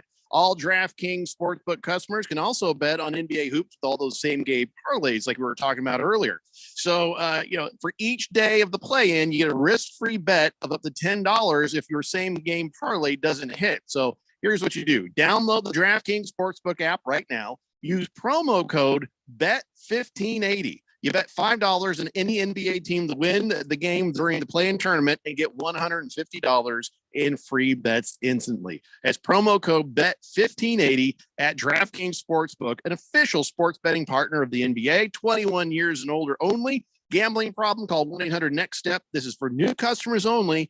Minimum $5 deposit. Eligibility restrictions apply. See DraftKings.com/sportsbook for details. So with the Phoenix Suns sadly losing their last game, guys, the last 3 games were practice for the bench. The last 3 games didn't matter. The fact that they won, don't give me the sappy music, Randy. What's that?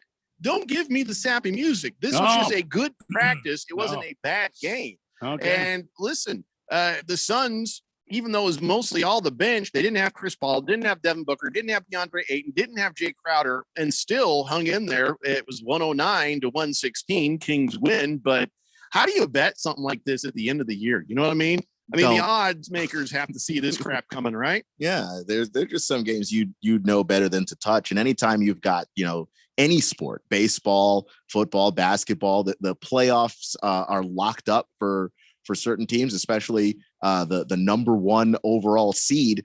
You don't really touch that game. I mean, because they could win it because they're talented and deep, but they're not playing their best players. So yeah, I noticed that a lot of bettors. Let's wait till the postseason when these games matter and we can actually apply this data and get some returns from it.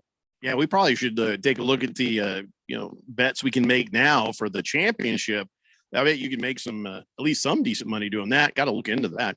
Anyway, so here's the Suns. They even winning the one more game puts the best season ever on record by the Suns, and even better, like 64 wins. And look at Mikal Bridges, by the way. He came in for a few minutes to make sure his game streak got to 309 games, which means every possible regular season game since he got into the league 4 years ago, he has played, and that's the longest active streak in the NBA. So that's pretty cool for Mikal Bridges right there. As for what's next, we do not know. We do not know what's next. So here's what's next for the Phoenix Suns. They'll play the first round opponent. Their first round opponent's going to be number 8 seed from the play-in results. Okay, so here's how this goes. The Clippers are playing the Timberwolves, and then the Spurs are playing the Pelicans, right? And so whatever happens from that mess, it gets a little confusing. So on April 15th, the loser of the Clippers Minnesota game plays the winner of the San Antonio New Orleans game. And why are losers still playing? They get a second chance. This is only if you're only if you're that 7-8 matchup. The 9-10. Okay. If you lose that 9-10 matchup, okay, you go home. You're so done. here's what happened. On April 12th, whoever wins the game, Clippers, Timberwolves, they move forward immediately. Yeah, they're the 7th seed. The loser then plays the winner of San Antonio Spurs and Pelicans to decide who goes up to that. Okay, now I get it. Do we give one bit of a rat's ass who wins any of this? I mean, seriously? Because it's the Suns right now. They are the juggernaut of juggernauts. In this mess, Clippers, Timberwolves, Spurs, and Pelicans, is there anybody to worry about?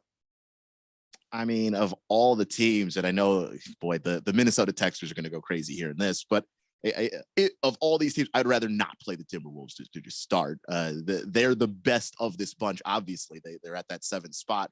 Karl Anthony Towns is a really good basketball player, and I think that they cause problems for people. Do I think they're going to beat the Suns? No, but I do think that if you have to worry about anybody, it would be Minnesota. What do you say, Randy?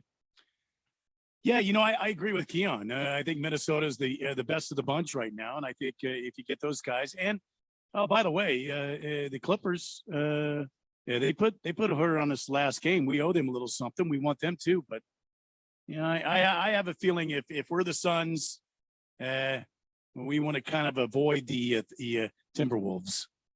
All right, so the Nuggets get to play the Warriors. The Jazz gets to play the Mavericks.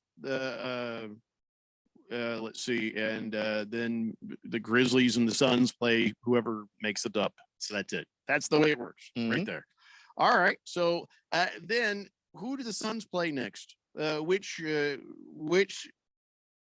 outcome? Say the Suns beat whoever comes up to play them. Do they play the winner of between Nuggets and Warriors? You know what I'm saying? Because they're the first seed, so they play consistently the lowest seed, right? Yeah, they would play the lowest available seed, right? No, I think actually it just whoever's in that path of the matchup there. So you're going to be the one playing the 8. And then you're going to play the winner of that like middle matchup there. I think remember when these used to be easy to figure out. Yeah. Fighting Wampa says, "Hey O'Brien, did you see Klay Thompson brick his way to 41 points last night?" Yeah, you're right. They should trade him. Well, here's the thing: regular season, he'll go off like that. What I'm saying, stats don't show the story. Fighting Wampa, the stats don't show the story. But in those crucial Carson Palmer failure moments that he has in playoff games, suddenly when you need an easy 2 or 3, brick-o-matic. That's what I've been talking about. I'm not saying that he can't go off in a regular season game. I'm not saying he can't go off in a playoff game. But all the times I've ever watched him, and even the times I've been rooting the Warriors on, remember when they went down to LeBron James after they were up 3 games and they lost? Brick-o-matic. I mean, there was some brick-o-matic, but there was also some bad Steph Curry decisions in that series. There was a lot of blame to go around. Yeah, it's a team game, but brick-o-matic. Just Tip says Hamilton, the play is a fake performance, but they sell out every show and have. Oh God, people are really coming at me about wrestling. All right, I'm telling you, anytime you go after the wrestling fans, that they've got something to say about it. This is just Connecticut texter. It's not fake. It's predetermined. Well, that makes it fake. The outcome has been predetermined, which means it's fake. Nobody, and by the way, don't give me that bleep. When I see a guy pretend to punch a guy and stomp on the mat to give it an emphasis, nobody actually got punched. That was fake. Nobody actually got smacked. That was fake. And yes, the rest of it's fake too. So it's fakely predetermined. You're right, Connecticut texter.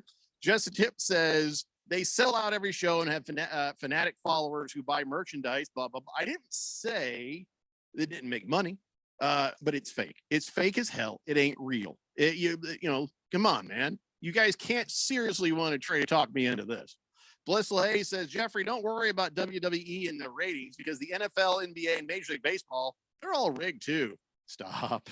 It's not. Oh my God. Randy was pretty sure that the draft lottery for the NBA was rigged, but outside of that, it's not rigged.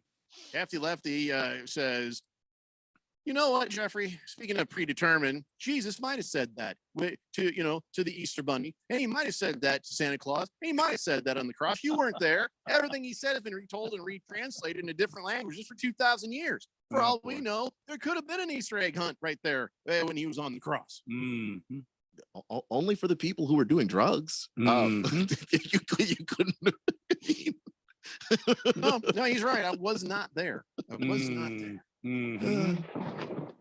Biscuits and Gravy says, well, Jeffrey, did you see Pat McAfee do a backflip at WrestleMania? Punters were athletes too. I didn't say he wasn't an athlete. I just said it was fake. And punters, I'm glad you made the distinction because kickers are not football players. Robert and Surprise wants you to know that he golfed the 78 once, and then he had to pay the other 9. Yeah.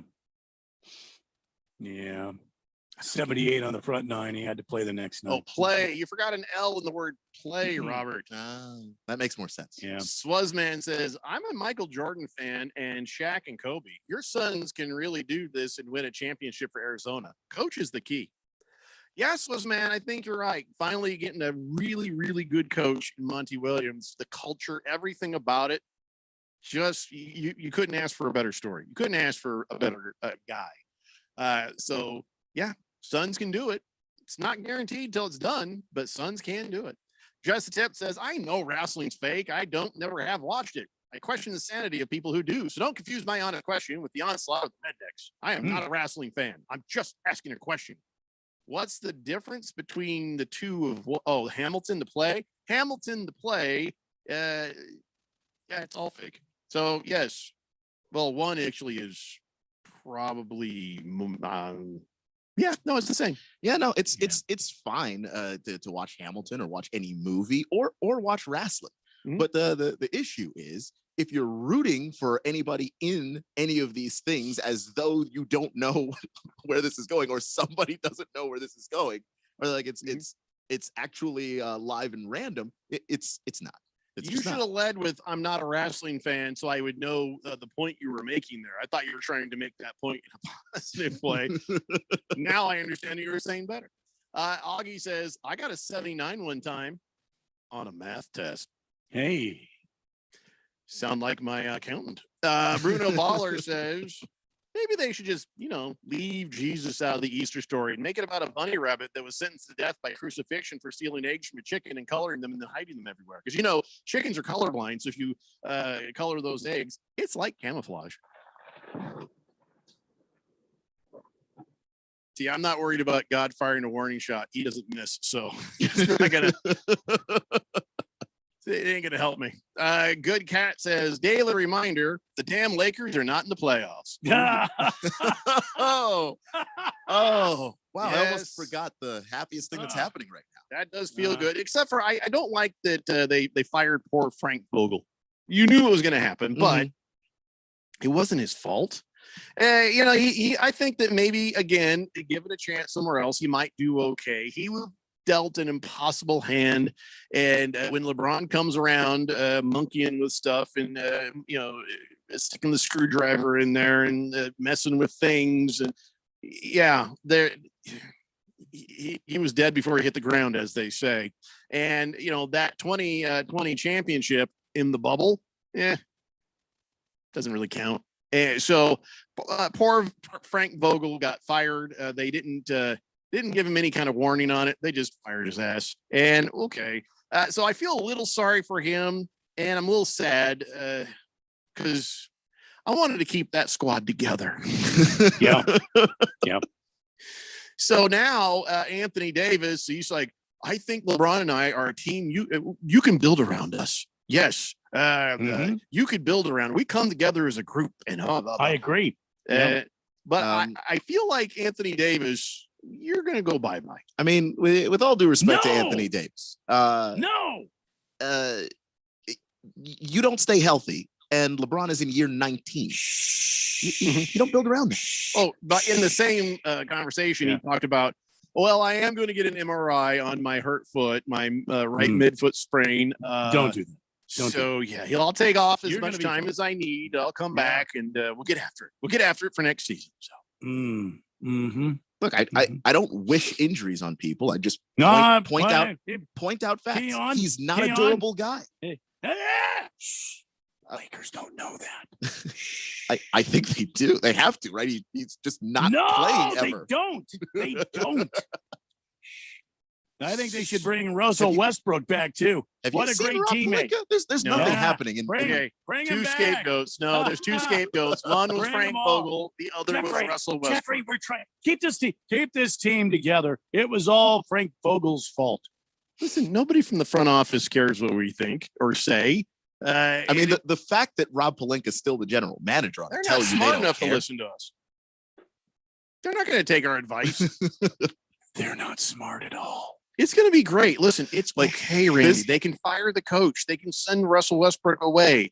No, as long as LeBron is monkeying with stuff and using the wrench and the screwdrivers and the wrong wires, and I want to beat their ass again. Guess what? Beat their ass again. It's going to be the same outcome. I think that's going to happen. I mean, there's the guys that LeBron handpicked and it blew up in their face, but there's also guys that the general manager, Rob Pelinka, brought into the fold to be role players and fill needs that this team had, and he was also bad at that. Well, let's hope he stays. He clearly is. There's no way you fire the coach or the general manager. Don't worry. Yeah, Randy, it's fine. They will blow it. They will blow guys it. keep pointing out their errors. Don't do that. I don't think that they are capable of learning from them. I just, We got a Woj bomb from Good Cat says Russell Westbrook is retiring. Oh, damn. Do you believe that? I don't know if I believe that. Damn. Does he need to? Is he at that point? I think he still has got a lot of basketball left in him. I think he's so. He's probably frustrated. Well, that's a shame. Wrong guy is retiring. Yeah. I don't see any updates here. Yeah, I don't see anything of that nature either. Well, then we'll blame Good Cat if it's wrong. Russell Westbrook said that he wasn't given a fair chance with the Lakers, but I don't see anything about retirement. Yeah, and he wasn't. Send me a link, Good Cat. All right, we got to take a break. When we come back, we'll talk a little more NBA. It's the Daily Blender here on 1580 The Fanatic. You may be into punk rock, soft rock, or classic rock, R&B, hip hop, or house, country, techno, or techno country. But no matter what kind of music you listen to, here's something else you should hear. Please consider getting vaccinated. Talk to your pharmacist today about Comirnaty, COVID-19 vaccine mRNA. This message brought to you by BioNTech and Pfizer. Hey everybody, Mark Asher, back to tell you about my great friends over at the Lund Mortgage Team. Are you seeing what is going on in the home buying market right now? Unbelievable. Not enough inventory, and there is a ton of demand. Some of these homes are getting 30, 40, 50 offers on them. How are you going to stand out? How are you going to differentiate yourself from the other buyers who are in line? I have a way. Use the Lund Mortgage Team. Lund Mortgage Team is locally owned and operated with over 20 years of experience right here in the Valley. They have a great reputation, and it is a trustworthy pre-approval. And on top of that, they are quick. That's one of the things. You got to come equipped and be ready to buy. So what you need to do is make that first phone call to 623-875-9940. That's 623-875-9940. Get that pre-approval going and then get yourself ready to go buy that home of your dreams. Go online, lundmortgageteam.com, or call 623-875-9940. You don't sit behind a desk every day to earn a living. You're out and about making it happen. And sometimes you get a little bit behind on your paperwork, like bookkeeping and paying your taxes. It's easy to get behind on paying your taxes. It happens to the best of us. And you know what happens next. The big bad IRS comes knocking on your door. And when that happens, you need to call the good old boys at the Tax Doctor. Let them do what they do best. Deal and negotiate with the IRS so you pay the lowest you can in back taxes that the law allows. We are a 100% U.S.-based company, and we've saved our clients millions over the years in back taxes. If you owe $10,000 or more in back taxes, call my friends right now at the Tax Doctor and learn more. 800-628-6070. 800-628-6070. 800-628-6070. That's 800-628-6070. Think you know about meth? Think again. Today's methamphetamine is far more potent, more addictive, and more deadly than ever before. Today's meth is often laced with the deadly drug fentanyl. In fact, deaths from meth use have doubled in Arizona. What can you do? Get the facts at thenewmeth.com and know there's hope and resources for recovery. This message is sponsored by the Substance Abuse Coalition Leaders of Arizona. The most important event in sports could happen at any time. Like right now. Or right now. Or even now. Don't miss history. Follow us on Facebook, Twitter, or at 1580thefanatic.com. Daily Blender for a Monday here on 1580 and 99.3 The Fanatic. And, we were just talking about the play-in games and the playoffs that have started. I'm just looking at my FanDuel Sportsbook app. A lot of opportunities to score here. And I'm not talking just about straight-up bets. I'm talking about same-game parlays. In the NBA play-in tournament, no sure things. But these same-game parlays could score you a instant bonus. Bet at least $20 on the FanDuel Sportsbook app. You'll get an instant bonus, win or lose. Not only do you get to enjoy the NBA's best duking it out for the right. Did they say duking? Really? Can I change that? Is that possible? I don't know what's wrong with duking it out. Duking it out? Yeah. What's wrong with that term? I've used that term. Fighting it out, slugging it out, duking it out. Well, yeah, duking it out. Put your dukes up. All right. The NBA's best duking it out for the right to advance to the playoffs. But FanDuel's giving all customers a bonus for getting in on the action. And you bet there's a lot more. The bigger your bonus, the more you bet. FanDuel, an official partner of the NBA. Their app is safe. It's easy. It's easy to navigate, easy to move around, and you'll get your winnings really fast like I did this past weekend.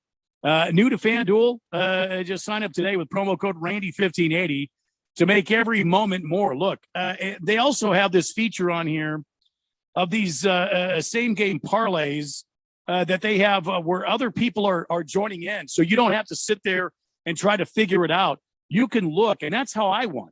I won using one of these already made up same game parlays, and you can do the same too. Just download the FanDuel Sportsbook app, official part of the NBA, and take a look now. Get in on the action. The play-in tournaments are happening very quickly here. Be a part of it. Bet at least $20 in same-game parlays. Get an instant bonus, win or lose. Remember, 21 or older, present in Arizona. Bonus issued as a non-withdrawable site. Free bets, non-withdrawable free bets that expire in 7 days. Max bonus $100. Restrictions apply. See full terms at sportsbook.fanduel.com. Gambling problem, 1-800-NEXT-STEP or text NEXT STEP to 53342. I'll tell you guys. One of the ones that I'm watching, and I'm kind of thinking about right now, as I look through my FanDuel sport, this Brooklyn Nets Cleveland Cavaliers game. Yeah, I bet I could make a parlay up out of that, and I think the Brooklyn Nets are going to win that game. No problemo. Especially now that turn that into a parlay. Well, you bet on Kevin Durant scores more than 20. Kyrie Irving has 10 assists, and the total points is, under 220 or something like that. And you make that into a parlay. We really need to take that parlay seminar by Radio Ron. We really do. 100%. Mm-hmm. But, that's one of them. The Clippers, Timberwolves. Again, I like the Timberwolves in that game. I might.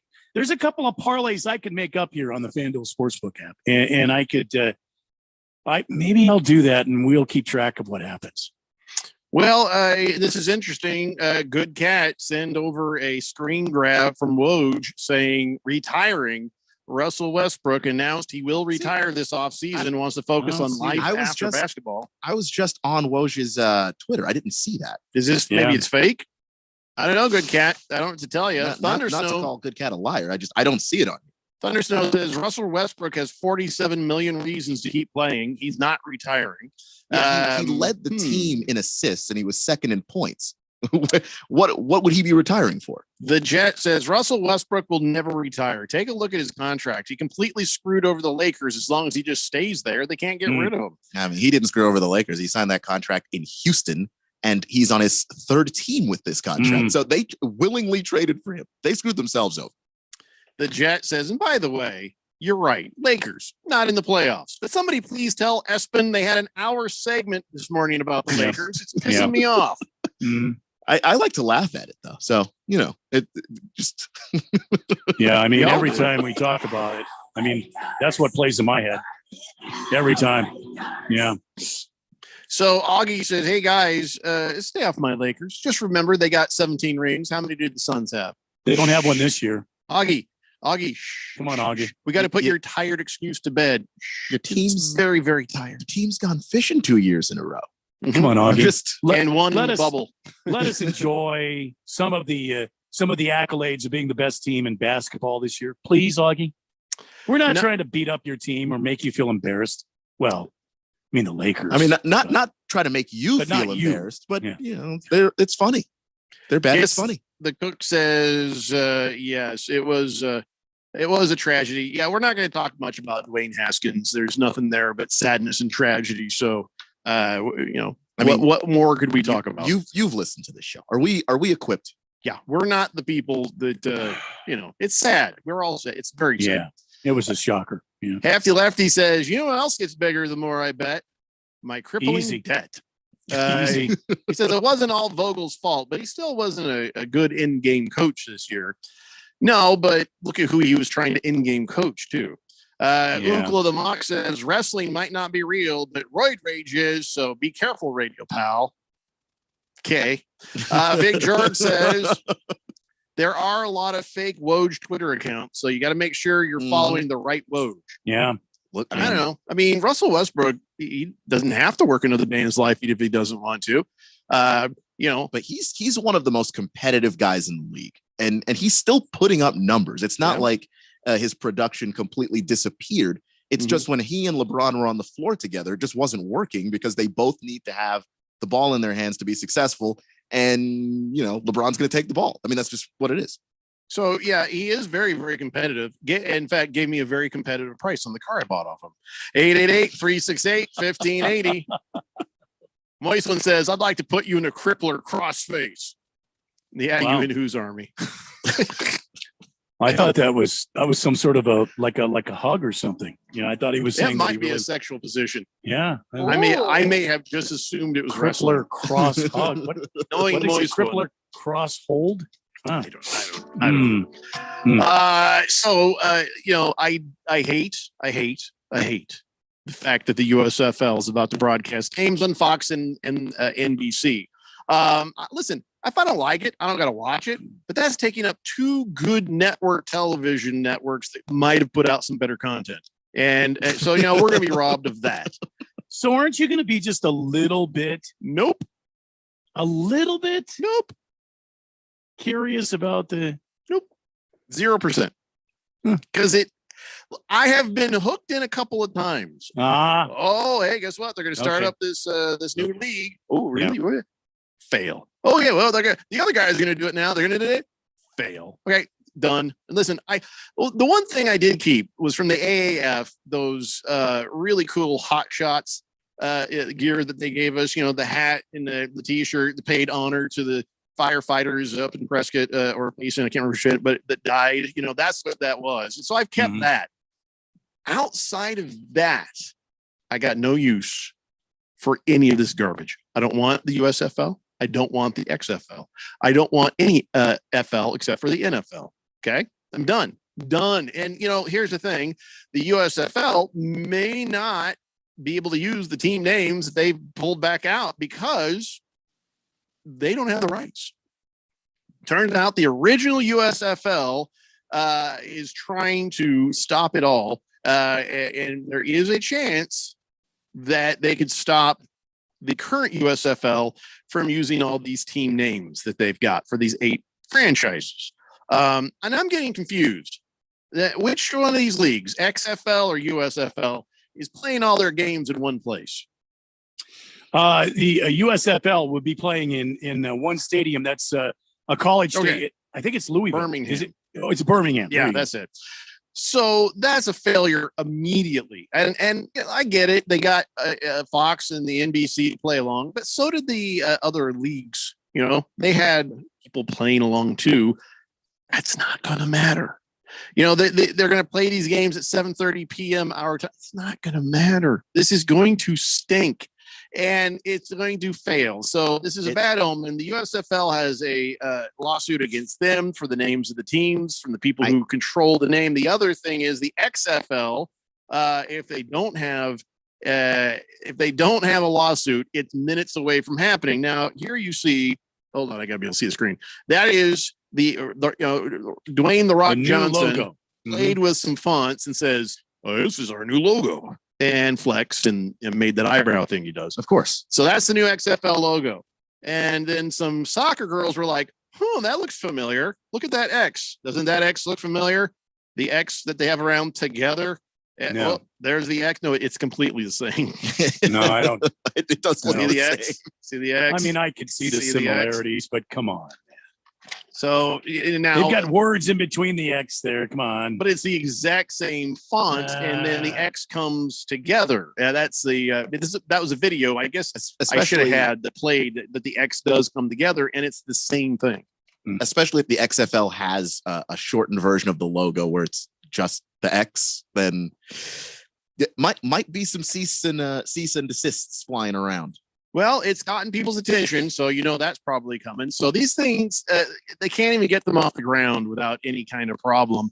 The only thing that is probably encouraging at all is that the XFL has got themselves a partnership with the NFL Alumni Academy to develop some players.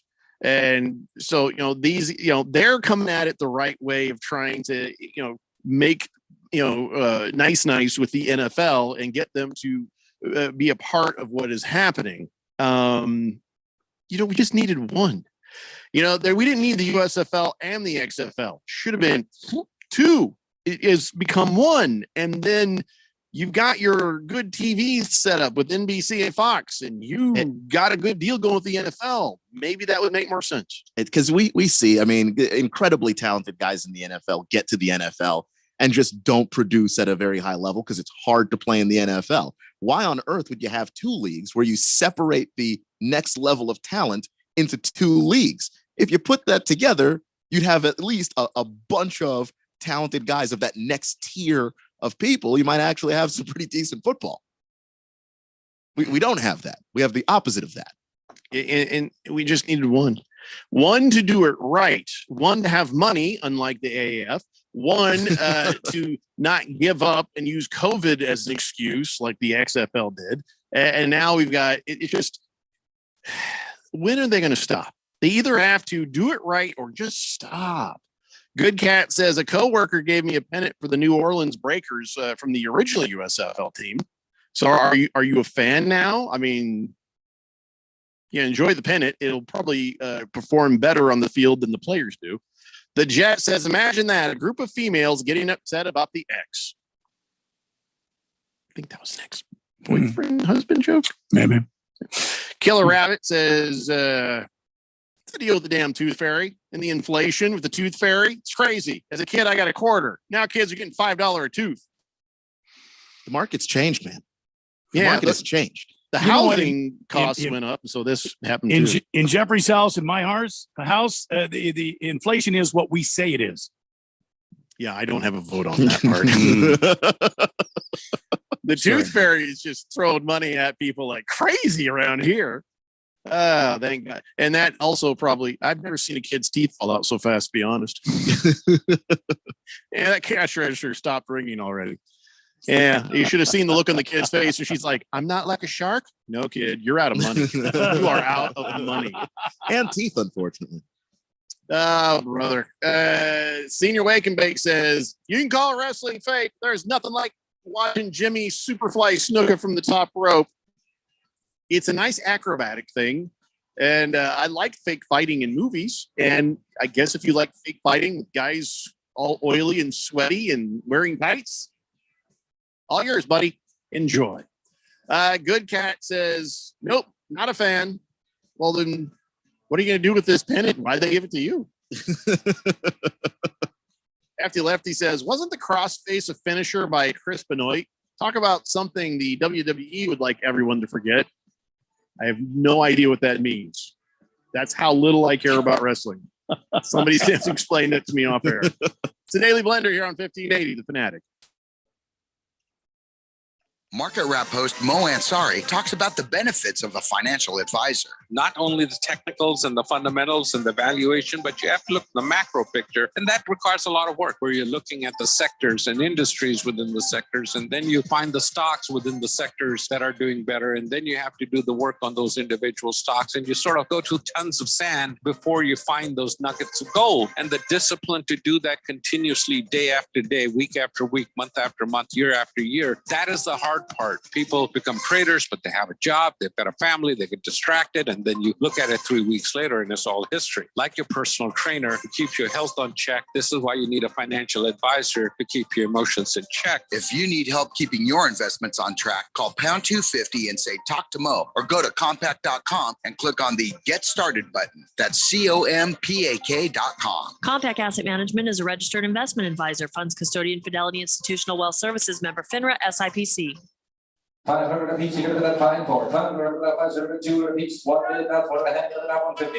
The best weekly auction is right here in Arizona. It's only a click of the mouse away from great deals on almost everything. Visit liquidateaz.com for weekly auctions on everyday household items, antiques from around the world, sports and non-sports cards, memorabilia and autographs, comic books, comic character collectibles, Native American, pots, jewelry, rugs, and sterling silver. Liquidateaz.com weekly auctions is the place for great deals on works of art, gold and silver, coins and U.S. currency, gold and sterling jewelry, vintage LP vinyl records, vintage electronics, ham radio, RC cars, planes, and boats. Interested in antique clocks, watches, and timepieces, or a wide variety of sports equipment, including hunting, fishing lures, poles, and gear. How about military collectibles, medals, uniforms, or helmets? All at liquidateaz.com. Looking to liquidate an estate? Liquidateaz.com can help with estate sales and consignment services. Liquidateaz.com for information.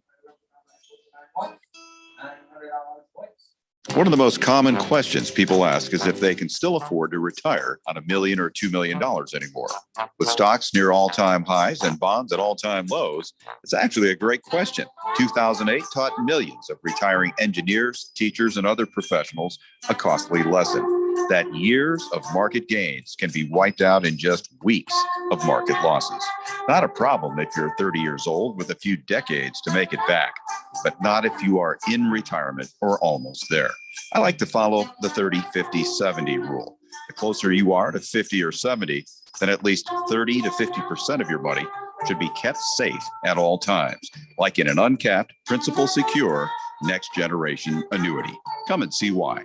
Call leading annuity authority Steve Jurich now at 480-902-3333. Guarantees rely on the financial strength of the insurer, so compare with Steve. Call 480-902-3333 and visit IQannuity.com. KQFN Tempe. Also transmitting on K25CD Phoenix at 99.3 FM. And K240U Fountain Hills at 95.9 FM. It's time for the third hour. All right, people, settle down because it's time. Time for what? Showtime. When does it start? Right now. 3, 2, 1. Let's get on with the show. Let's do it.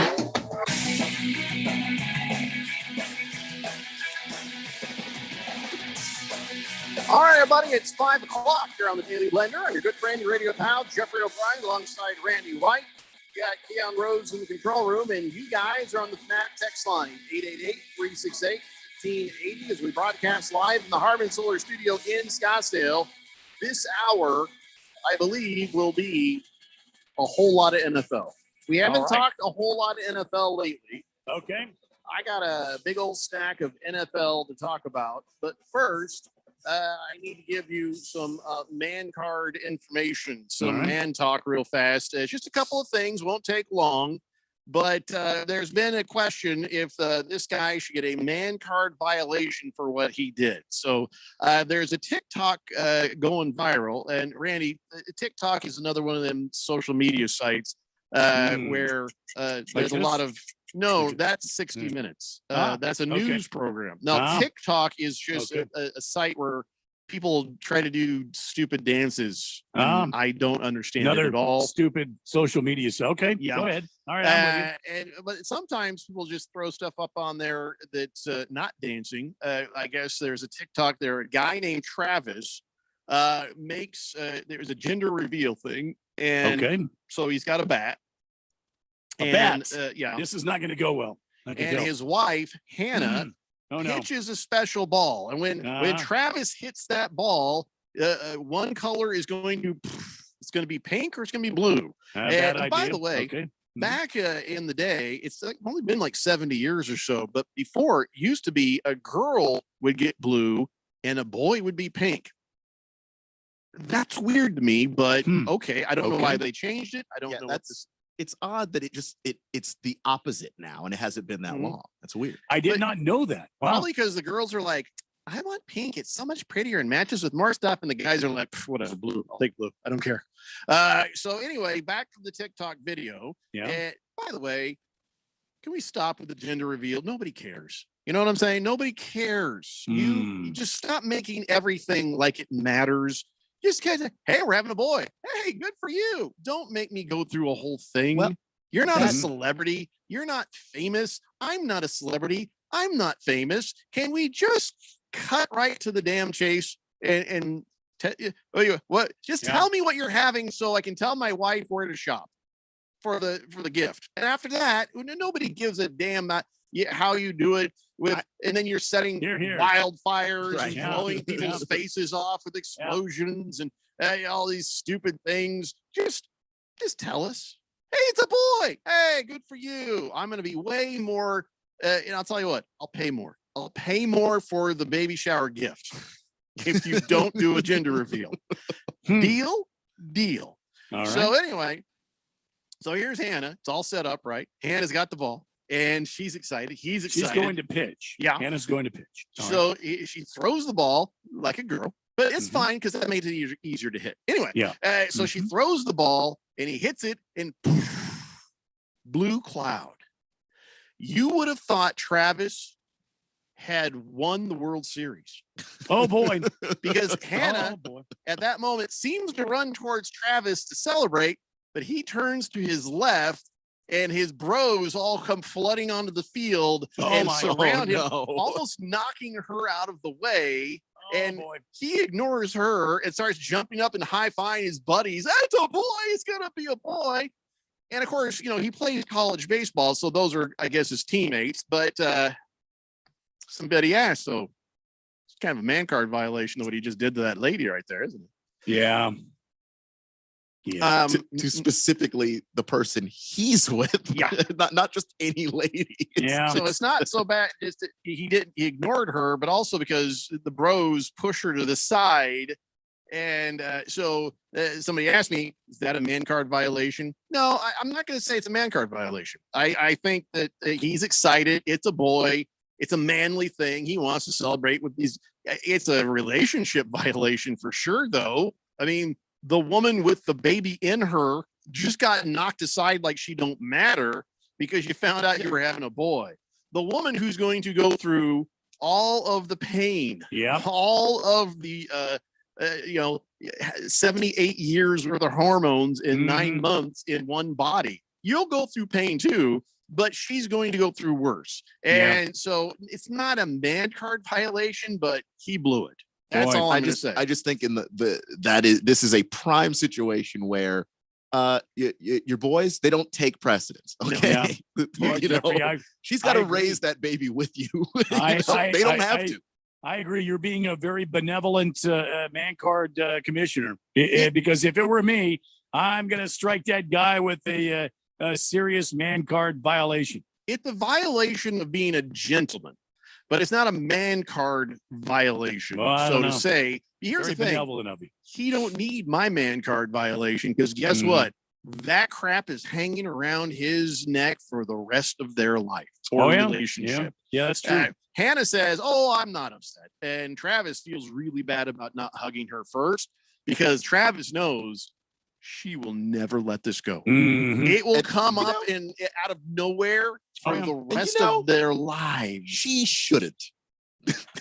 They made that baby together. He immediately celebrated with a bunch of people who weren't there. I mean, sure, close friends. I'm sure they're all really good friends, but like that, they got to take the back seat there. They have to. Yeah, he blew it. He blew it big time. Not very gentlemanly. If I'm going to give a man card violation, it's that it wasn't gentlemanly. That's it. So anyway, so I can't give a man card violation for every little thing. And no, Senior Wake and Bake, I'm not reading your text because now I've looked up what that was about and it's not funny. Don't want to talk about it. So send me another text. He says, you won't read my text, but you'll read this baby crap. Thank you, Senior Wake and Bake. Wish marijuana was like, for you what it was for other people. Relaxing. Yeah. So sorry, no man card violation, but definitely not gentlemanly. Not a good look. I'm going to say it's not very manly. So and then one other thing I want to leave you guys with before we start talking NFL. Women have a lot of insecurities. Men have insecurities. Yeah. But you may not know what the women have as their insecurities because you're a man, right? You don't think like a woman. So you don't know what it is. So it turns out women have insecurities that we don't even care. Like, do you care if your wife gets a bad haircut? No, we don't even think about that because we know it'll grow back, And so here's some examples that they were talking about, about the insecurities. Now, I'm going to tell you these things for a reason, and I'm going to get to that because trust me, this is about being a good man. Women are, of course, they have insecurities about boob size. Well, most of us guys don't matter, it doesn't matter, freckles. Some girls have freckles and a lot of guys think that's sexy, right? That's, it's no big deal. Who cares about a freckle on your leg or on your face? Cellulite, stretch marks, or anything else like that. Men, we don't notice it as much as women think we do. And, sometimes we wouldn't even notice it if they didn't point it out. Body hair, my wife, she's immaculate, but if I ever ran my leg down her leg and I felt a little stubble or something, I'm going to freak out. I'll be like, okay, she's human because that's normal. My wife is one of the lucky people who can go without makeup and still be beautiful. Some women do anything they can to never be seen without makeup on their face, but that's be confident. We don't care about that. And then gray hairs. We don't care about that stuff either. So I'm saying that we don't care about those things. Those are not the things that are going to bother us as men, but these are things that women are insecure about. So here's my advice to you men. If this pops up, standard, I never noticed. And that's it. You never noticed. I never noticed. All right. That's all So you have a to list say. for us. It's all you have to say to avoid issues and to avoid making her feel bad about something you didn't care about in the first place, and also don't make jokes about it. Okay. I feel like that one came from personal experience. I've had other relationships. Yeah, I didn't mean recently. No, I've had other relationships. I've learned some things to get to this point, So there you go, guys. That's it. Just, be kind about the insecurities and just minimize it. If they say something about it, and even just say what I just said. I didn't notice till you pointed it out and I still don't care. Okay. That's it. So don't make jokes and just, understand she's got insecurities too. So that's good it. advice. Good advice, Jeffco. Now let's move on to the football. So Senior Wake and Bake will stop typing out Z's on the screen. Yeah. Why, am I boring you too, Randy? No. You good? Yes. I'm good advice. Okay. Good advice. Yeah, I'm ready. Kathy Lefty says, I like a little stubble on my wife's legs. Great tool for scratching my back when she doesn't want to run her nails. Oh, God. What did How we just did say about making jokes? Mm-hmm. Yeah. I know she's not liable to hear it, but stuff is habit forming. Next thing you know, a joke pops out when you didn't mean to say it out loud, and then you're in hot water that you didn't have to be in. Yeah, that also just makes you a man. Sometimes we don't mean to, but it happens. Boomer Sooner says, okay, that's it. I agree with some of the other listeners. You guys are talking about so much different crap today. I'm out. Really? That's a little soft. I'm gonna start blocking people. You're gonna be jackasses. I mean, if that's what it takes for you to drop a show, should we just talk all Oklahoma sports? It's been 10 minutes of Here a in the 3-hour show. Great Southwest deserts of Arizona. We should just Boomers Sooner sports. Just thought some advice would be nice to make your If life you a want little bit to, easier. you want to hear guys yak on all day about the same stories and just keep vomiting up the same content. Well, ESPN and that station down the dial, they're there all day seeing the same crap over and over. Well, if Boomer Sooner and Senior Wake and Bake had their way, we'd have a betting show on right now. Yeah. And believe me, I can make it happen. And I don't care if I ever do another one of these shows. So kiss my ass, guys. Jagdog says, can we give Scotty Scheffler's wife a woman card violation? Why? We're going to what? Where did that come from? Guess we'll have to. I'm going to talk about something to do with Scheffler tomorrow. I didn't want to bring it up today because give him a day to enjoy his win before I put a man card violation on him. But yeah, let's talk about that tomorrow. Good Cat says, I have an idea. How about those who finish last in the fantasy leagues like me have to play USFL and XFL fantasy to get a chance to get back into the blender leagues? Not a bad idea. That is cruel and unusual. It punishment. is. Some poor bastard could be trapped in the USFL league forever. How could you even play that? How could you know? Jeffrey, you'd have to kind of pay attention. Yeah, no, I don't. No. You'd have to assign somebody to kind of pay attention so they could referee this thing to make sure, everything was happening the way they were saying it. If that happened to me, if I were one of those people, I'm like, okay, I guess I'm done with the NFL. I'm done with fantasy. I'm done.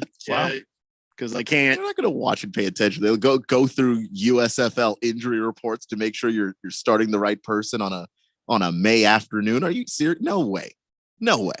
So Fish Tank has a question. He says, Randy, when you were catching and a pitcher was just burying the ball in the dirt on every pitch and you were dropping and blocking all day, did you ever expect that pitcher to buy you a couple of beers that night, maybe a nice steak dinner? Well, Fish Tank, by the way, also was a catcher. When I was playing in non-pro, yes, I did. If the guy's going to throw a breaking ball pitcher, and I knew it was going to be a long night, and I was going to be in the dirt quite a bit blocking balls, I would go up to him often. I'd say, okay, that's a pitcher, and so after the game, we would go to a local tavern and have something to drink. Yeah, sure. I don't think that's unreasonable. Glendale I think Runner says pitcher should do that anyway for his catcher. You know what I mean? Glendale Runner says, blessed are the cheesemakers. Was that from Friday? I mean, all right. So let's talk about the football. Let's talk about a very, very rich old man who is now in line to buy the Broncos. His name is Rob Walton. He's 77 years old. He has about $70 billion in the bank. And is looking to step in and buy the Broncos. Now, the NFL was hoping it would be a minority group that would come in and do this, but very, very rich old white guy has decided, yeah, I can pay cash. So, yes, Randy. What's this guy's name again? Rob Walton. He's related by marriage. He's a cousin of Stan Kroenke, who also owns things. But he's also Sam Walton's son, the Walmart family. Well, I thought maybe he was from Walton Mountain. Remember? Good night, John Boy. Good night, Steve. Good night, Judy. Good night, Phil. Well, oddly, you know what I mean? Oddly, I'm not old enough to really have watched that show, but I was always thinking that was about the family who started Walmart. It's not? I don't know. Could be. John Boy Walton? I don't know. John I Boy, should remember. Wasn't he a writer? He had this giant mole in his face. Oh yeah. And Well, anytime I think that was the actor. yeah. Well, whatever the case, 77-year-old. By the way, if you're 77 years old and you got 70 million in the bank, billion, why are you trying to start a new venture? You know what I mean? Well, because you just set your family up to never have to work. You have already done that with $70 billion. But more is good. And also there's a pride that comes with owning a team. There's only 32 human beings on the planet that own NFL teams. And you get to be one of them. I don't even know if this guy likes football. I don't even know what this guy wants to do with his life. But I know that. And here's the thing. If you're a Broncos fan, here's what you have to be very, very worried about, that he's going to treat this like a tax write-off. And he's going to set up the Broncos to fail. And I remember Major League, when the lady was like putting them in old buses and sending them instead of planes, and then it turned off the hot water and all that stuff. What if Rob Walton is looking at this like a prime tax deduction? Just kind of seems weird to me. It makes sense. Here comes another, uber rich guy to buy a team. You mean like Ken Kendricks? Yeah. See what I'm saying? That's actually a better comparison, if you ask me. Yeah. So here comes Rob Walton instead of a group of black businessmen who could come together with their money and get this done. I hope if it comes down to the two, that the NFL does the right thing, because we need to start diversifying how the ownership of the NFL looks. 888-368-1580. And by the way, he's got $70 billion. If the Broncos need a new stadium, I don't want to hear one damn word out of him asking for tax money. Else. The Bills, they just got $600 million from New York for their stadium. Evidently, the owners of the Bills hard on their luck. They're going through some hard times. Mr. Walton is not. I bet he still gets money from Walmart, right? I think he was the chairman up until 2015. So, he's still getting paid, right? I mean, nobody came and bought him out. No, I'm sure he still gets plenty of money. Anyway, no, Kaler, not Bill Walton buying the Broncos. Rob Walton. Is Bill Walton related? I don't think so. I don't think so. Good Cat says, not it. Not it. Oh, Randy will have to be the commissioner of the failure fantasy league idea.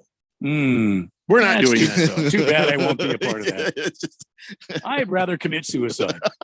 Hefty Lefty is a Broncos fan, says, I'd rather not have Rob Walton buy the Broncos because we'll be in the same boat we are now until he kicks the bucket 10 years from now.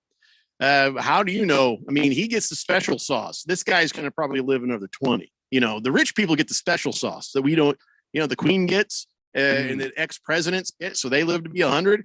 So this guy could be around a while. All right, we must take a break. When we come back, let's talk about the actual football, the players. It's the Daily Blender here on 1580 The Fanatic. This is Brett Musburger's Action Update. Heads up, sports bettors. Right now, you can try VSiN All Access free for 30 days with no credit card required. Visit vsin.com/free month to sign up now. Here are the latest lines from my guys in the desert. It's the first full week of the 2022 Major League Baseball season. The LA Dodgers are the favorite to win the World Series, plus 450. The Blue Jays at plus 800. Houston Astros behind them at plus 950. Then the two New York teams at plus 1,000. The Mets and the Yankees round out the top five on the odds board. Only one game in the NHL tonight. The Jets on the road against the Canadiens. Montreal plus 125 on the money line at home. Winnipeg minus 145. The over-under 6.5. After taking 1 out of 3 against the Padres to open the season, the Arizona Diamondbacks will not play today. They will host the Astros in a 2-game series starting tomorrow. Astros are 3-1 after taking 3 out of 4 against the Angels. For vsin.com, I'm Trey Westerberg on Arizona's sports betting station. And now an important message from music superstar Willie Nelson. I've been fighting for legalization of the one thing that can bring comfort to millions. And of course, I'm talking about Skechers. Can we stop the commercial? Willie, I don't think Skechers are illegal anywhere. Really? But they feel so good. No, you can wear them anywhere, Willie. Well, pass the Skechers. Skechers comfort feels so good because Skechers is the comfort technology company and has all the fits and features you need for ultimate comfort. Find Skechers at a Skechers store, Skechers.com, or wherever stylish footwear is sold. Hey guys, it's Stephen McCollum from the main event here on 1580, The Fanatic. And join me 1 to 2 p.m. Monday through Friday. Major League Baseball regular season continues. Let's look back at the D-backs start and all around baseball. NBA playing games start Tuesday night. Let's make our predictions and discuss. More on NASCAR short track issues and the Daybreak Services poll question of the day. So join me, Stephen McCollum, on the main event Monday through Friday, 1 p.m. on 1580, 99.3 FM, The Fanatic. What if I told you there's a wealth management firm that offers a 100% satisfaction guarantee? Think it doesn't exist? Think again. Hi, I'm Mo Ansari, president of Compact Asset Management. When you start a new relationship with Compact, we'll create your customized investment portfolio and financial plan dedicated to help you reach your goals. Try us out for a year. If you're not happy for any reason, you'll get all of the management and maintenance fee that you paid refunded. This is our 100% satisfaction guarantee. Dial pound 250 on your cell phone and use the keyword talk to Mo to find out more. Again, from your cell phone, dial pound 250, keyword talk to Mo. Satisfaction guarantee doesn't apply to fees and commissions charged by third parties for such things as insurance products or mutual fund redemptions. It also doesn't apply to any market losses which might occur in an account. For additional information regarding this guarantee, please see the disclosure brochure available at the time you enroll or upon request. Compact Asset Management is a registered investment advisor. Funds custodian, Fidelity Institutional Wealth Services, member FINRA SIPC. A sapiosexual is the person who's attracted to intelligence. Do you choose brains over beauty? Like mind over muscle? Prefer Shakespeare? To be or not to be? To a puppeteer? Hey, which one's the dummy? So if you are sapiosexual and your current conversation is about to get, shall we say, intellectually stimulating, reach for Shakespeare Vodka, a thoughtfully engineered spirit with pure, smooth flavor that tastes like poetry in a bottle. Shakespeare Vodka, the taste of intelligence. 1580 and 99.3 The Fanatic is your exclusive home for the 6-time world champion Indoor Football League's Arizona Rattlers. Hey, listen up. Tune in to The Fanatic for all the fast-paced, hard-hitting action. Listen as the Rattlers work toward the playoffs and their 7th world championship in team history. Let's keep it going. Arizona Rattlers football, exclusively on 1580 and 99.3 The Fanatic and at 1580thefanatic.com.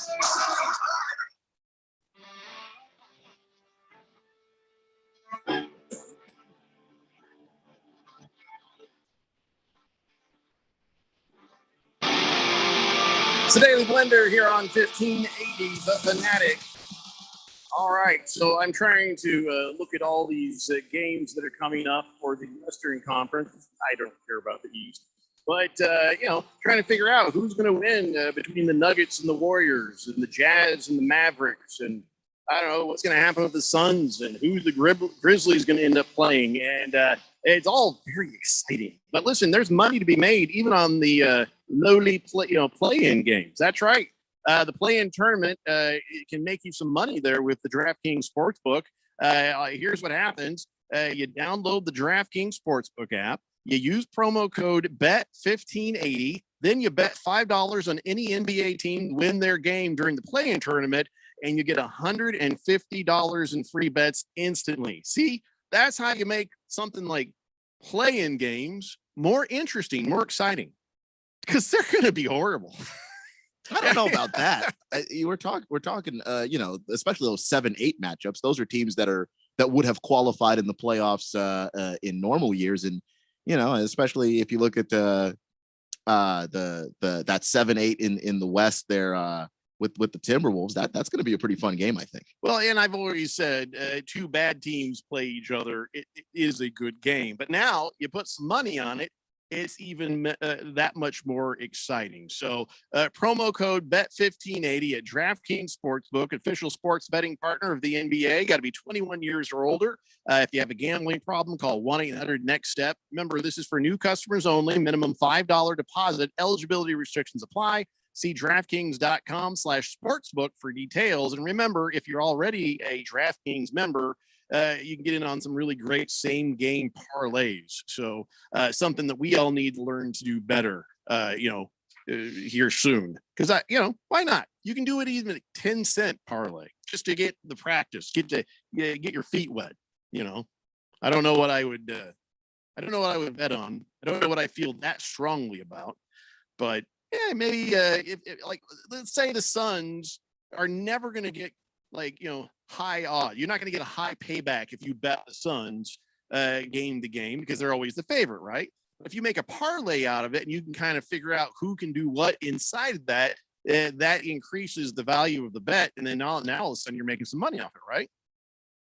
Yes, that's the way it works. Yeah. It's a nice way to give yourself a little, especially if you don't have an odds boost for that particular day. It's a nice way to give yourself a little boost.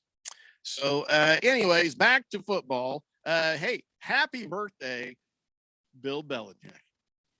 How about 70 that? years old. Does he even know it's his birthday today? Did anybody? He cheats everything, come on. including death. Did anybody yank him from the film room Oh, to come tell him on. that his birthday was today?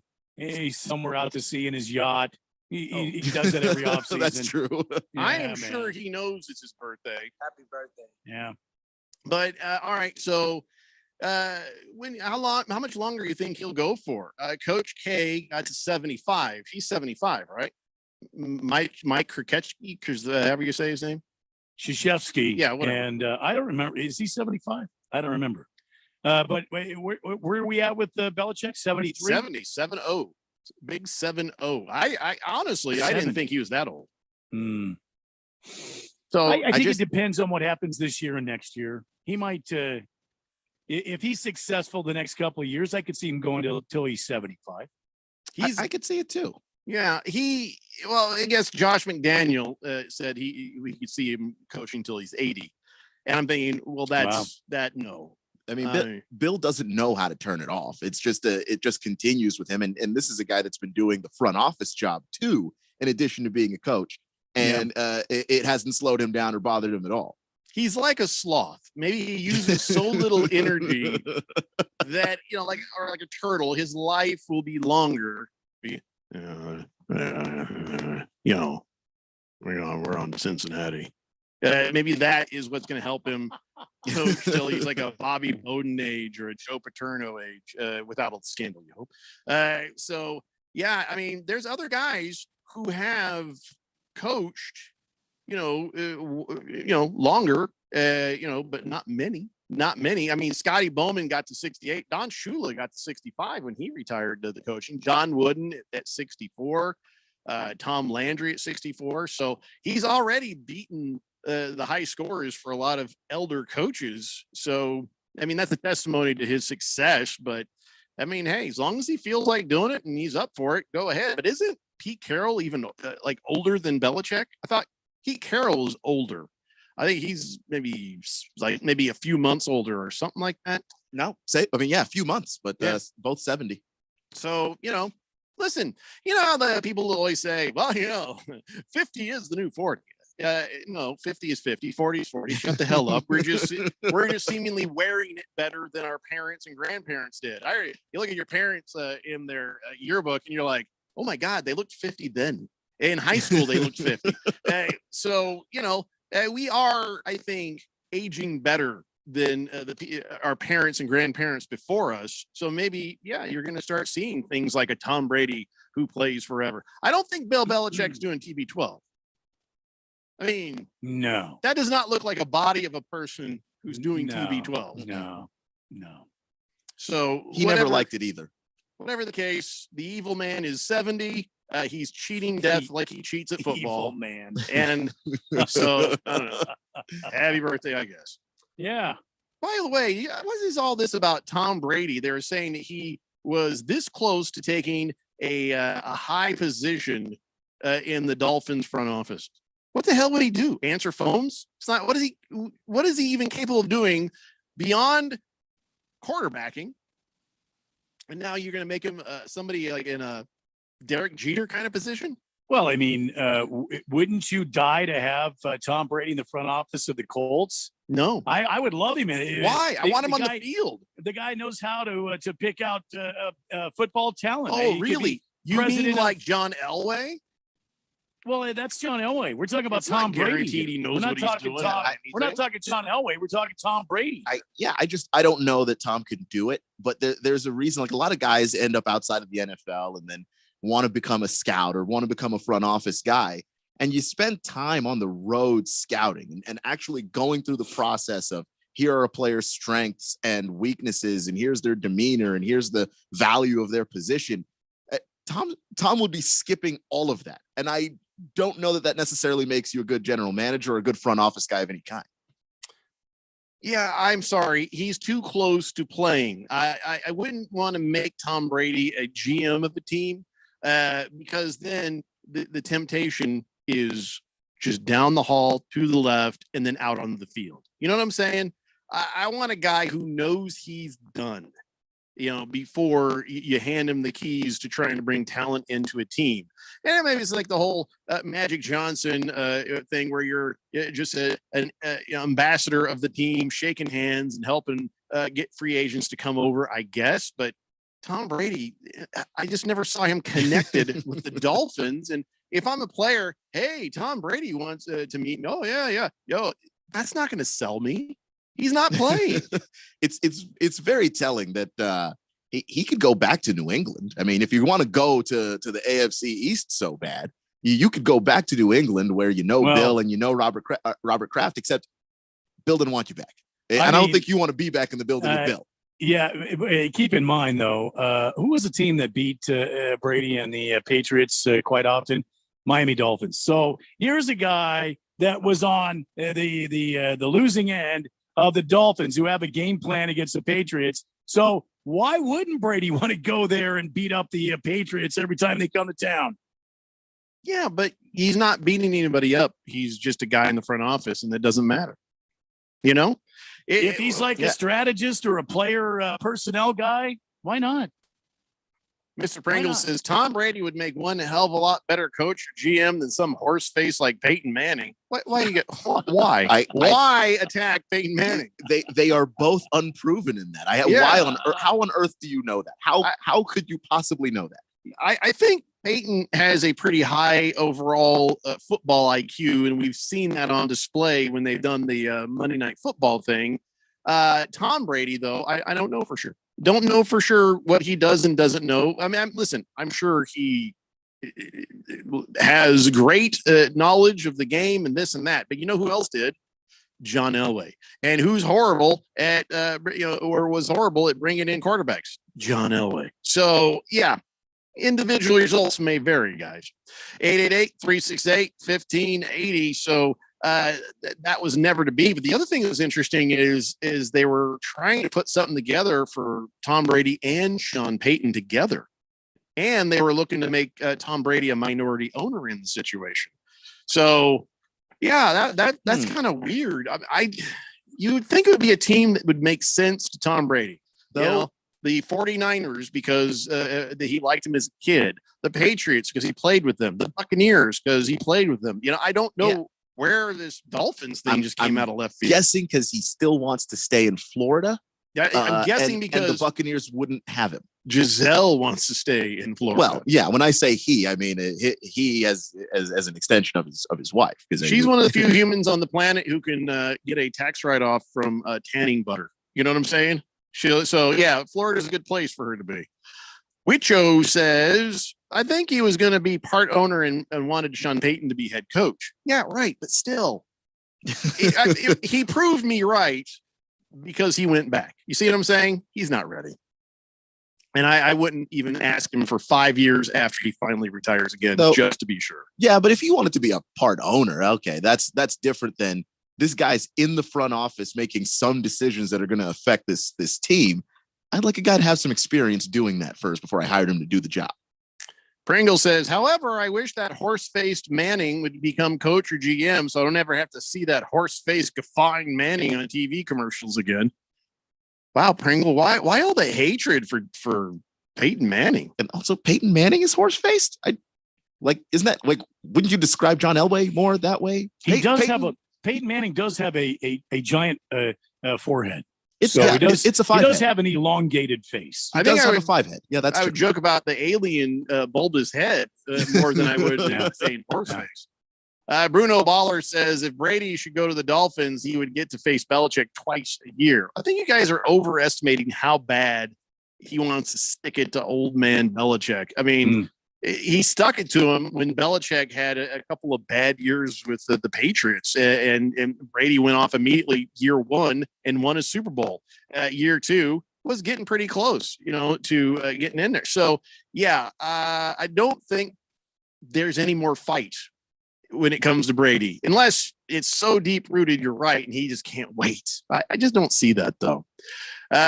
Big George says Pete Carroll's actually going to turn 71 this year. He is older than Belichick. Of course, Pete Carroll doesn't have the success of Belichick. No, but he can chew gum like nobody's business. Ookla says Tom Brady is way smarter than Manning. He's got a huge head. Well, they both have huge heads. But that is interesting. That would be a really cool. Get rid of Eli. Get Tom Brady in there and listen to these guys talk football. Then you'll know who's smarter. Until that happens, how can you know? You just can't. Yeah, and I don't think you can say who's smarter. I mean, these are guys that both picked apart defenses in their prime, and they did it primarily with their mind and understanding what the defense was going to do before the defense did it. To say who is smarter, I don't even know how you would begin to quantify that, except that they both have a bunch of records and, they both have multiple rings. What metric would you use to separate them? I don't think you can.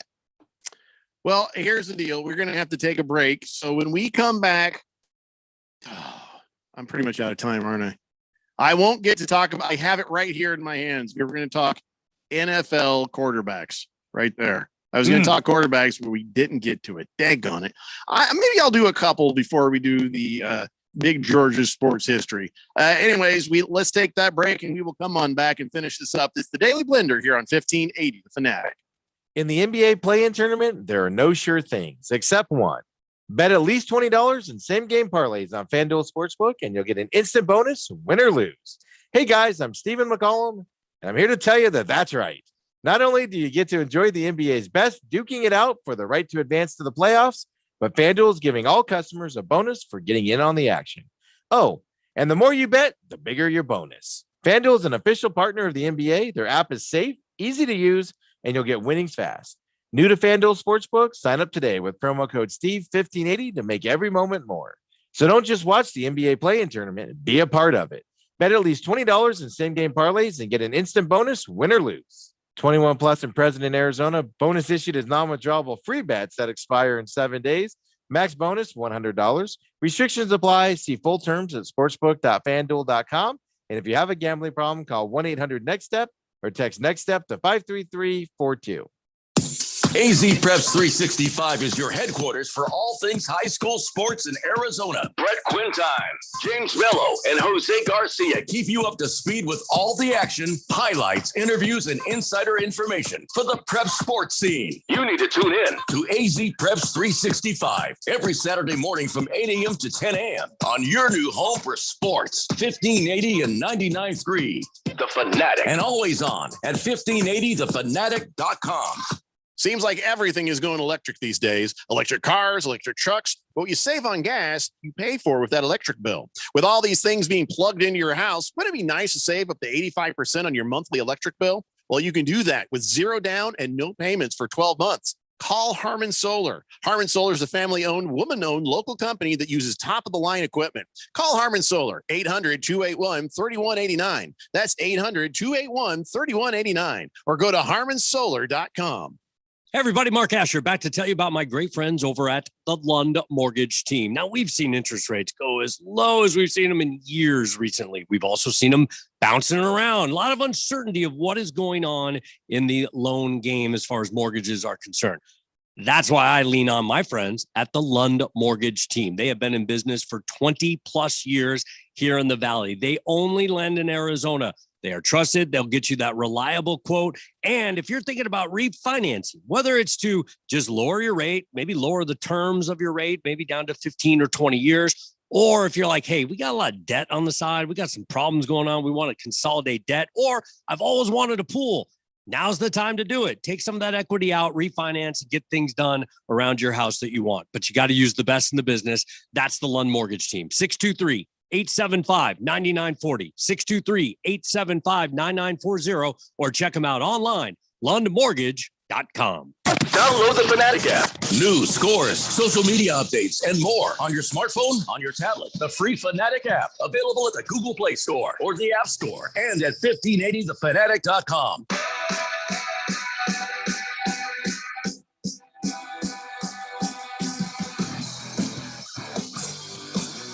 It is baseball season, and here on the Daily Blender, we've been talking about it, kind of getting things underway. Don't look now. The San Diego Padres lead the National League West, and the Tampa Bay Rays lead the American League East as we head into play tonight.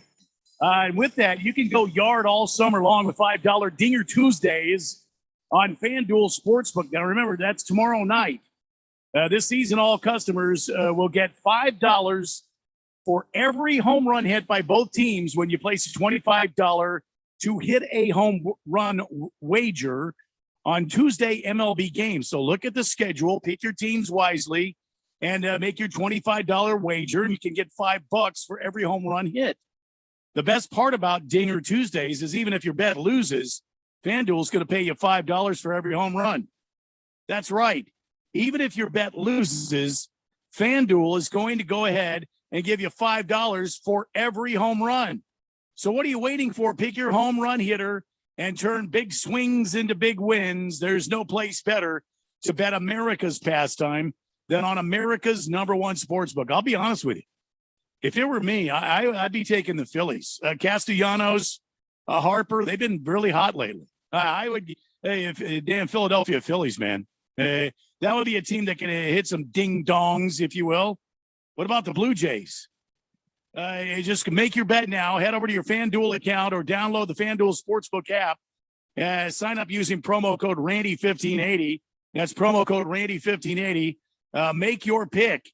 Pick your home run hitter and turn those big swings into big wins. Got to be 21 or older, present in Arizona.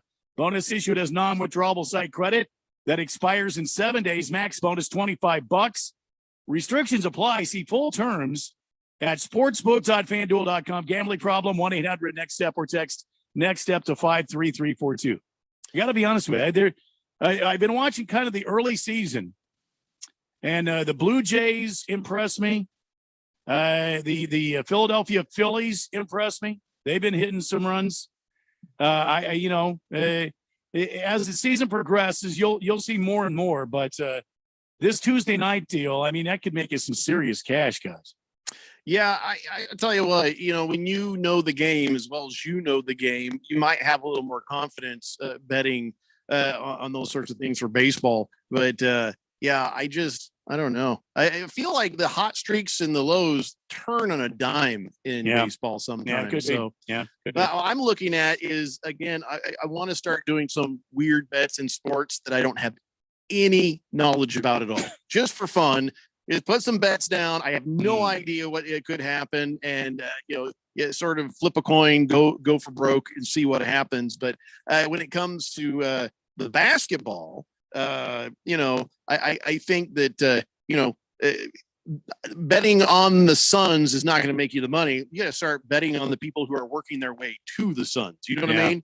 Yeah. And start trying to find some value there. So this is why we like to have guys like Josh Applebaum on to help kind of guide us and give us some ideas. And he gives them some tips as well when we have him on Fridays. But I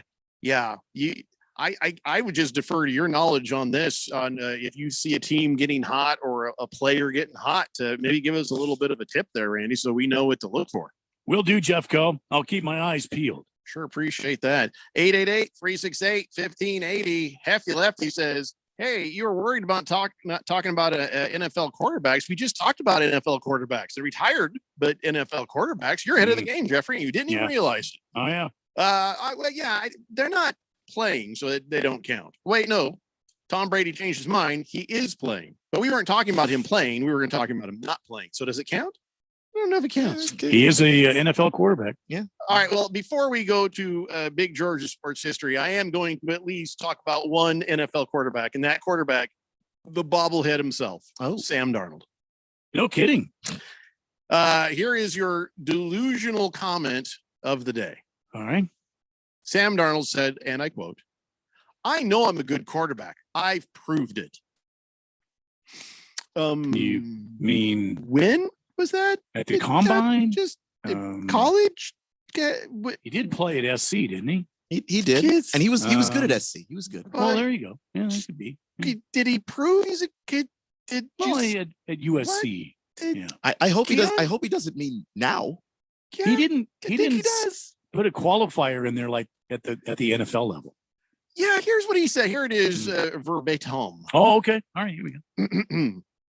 I have enough security in myself to where I can be like, I know I'm a good quarterback. I know I can be a good quarterback in this league. I've proved it. So he was saying in this league. And I know there's a team, if something happens, that would want me. Yeah, that's like something happens means their starter, their backup, and their other backup. Suddenly get hurt. He's definitely better than the third string. Falls apart. It almost sounded like he was breaking a song. And I know there's a team somewhere. Yeah, I can see it. Look, I understand that it's delusional. It is actually delusional, but it's the delusional people that make it to the NFL. It's the guy that thinks that I am the best 1% of 1% of 1% athletes that makes it to that league in the first place. I watched Jameis Winston at a press conference the literal day of the end of the season, his last season as a Buccaneer, say, I could be a good quarterback in this league if I cut down the interceptions. And he threw 20 of them that season. That game. It's that mentality that got him to the league, but it's also that mentality that's going to make him say stuff like that. Yeah. So his confidence is good, but then eating W's, that was like where he jumped the shark hard. Eat a tasty W. Did he? Because that's kind of on brand for him. Is his over the top speeches and his whole persona. That's why guys in the locker room love him. Is listed in Top Gun as writing checks that your body can't cash. Yeah, but so many guys get to the NFL because they keep writing that check until one day it can't cash, and they can't process that. They don't know how to deal with it. How many people make it as NFL quarterbacks? How many people get drafted by an NFL team? Get some starts under their belt, move to another team, get some starts under their belt. I mean, how many people do that? What are the percentages? Not very much, right? Yeah, not very much. No. Okay. So now Sam Darnold has something to crow about. He has proven to himself that he has played at this in this league, and he is one of the top quarterbacks in the country because he's played for the Jets and now the damn Panthers. Yeah. The garden spot. He thinks he's one of the elite. I mean, look, that's the mentality that keeps you in the league too. Is you are one off season of I just need to put it together to take that next step. I know that I can make the throws. I've thrown touchdown passes in the NFL.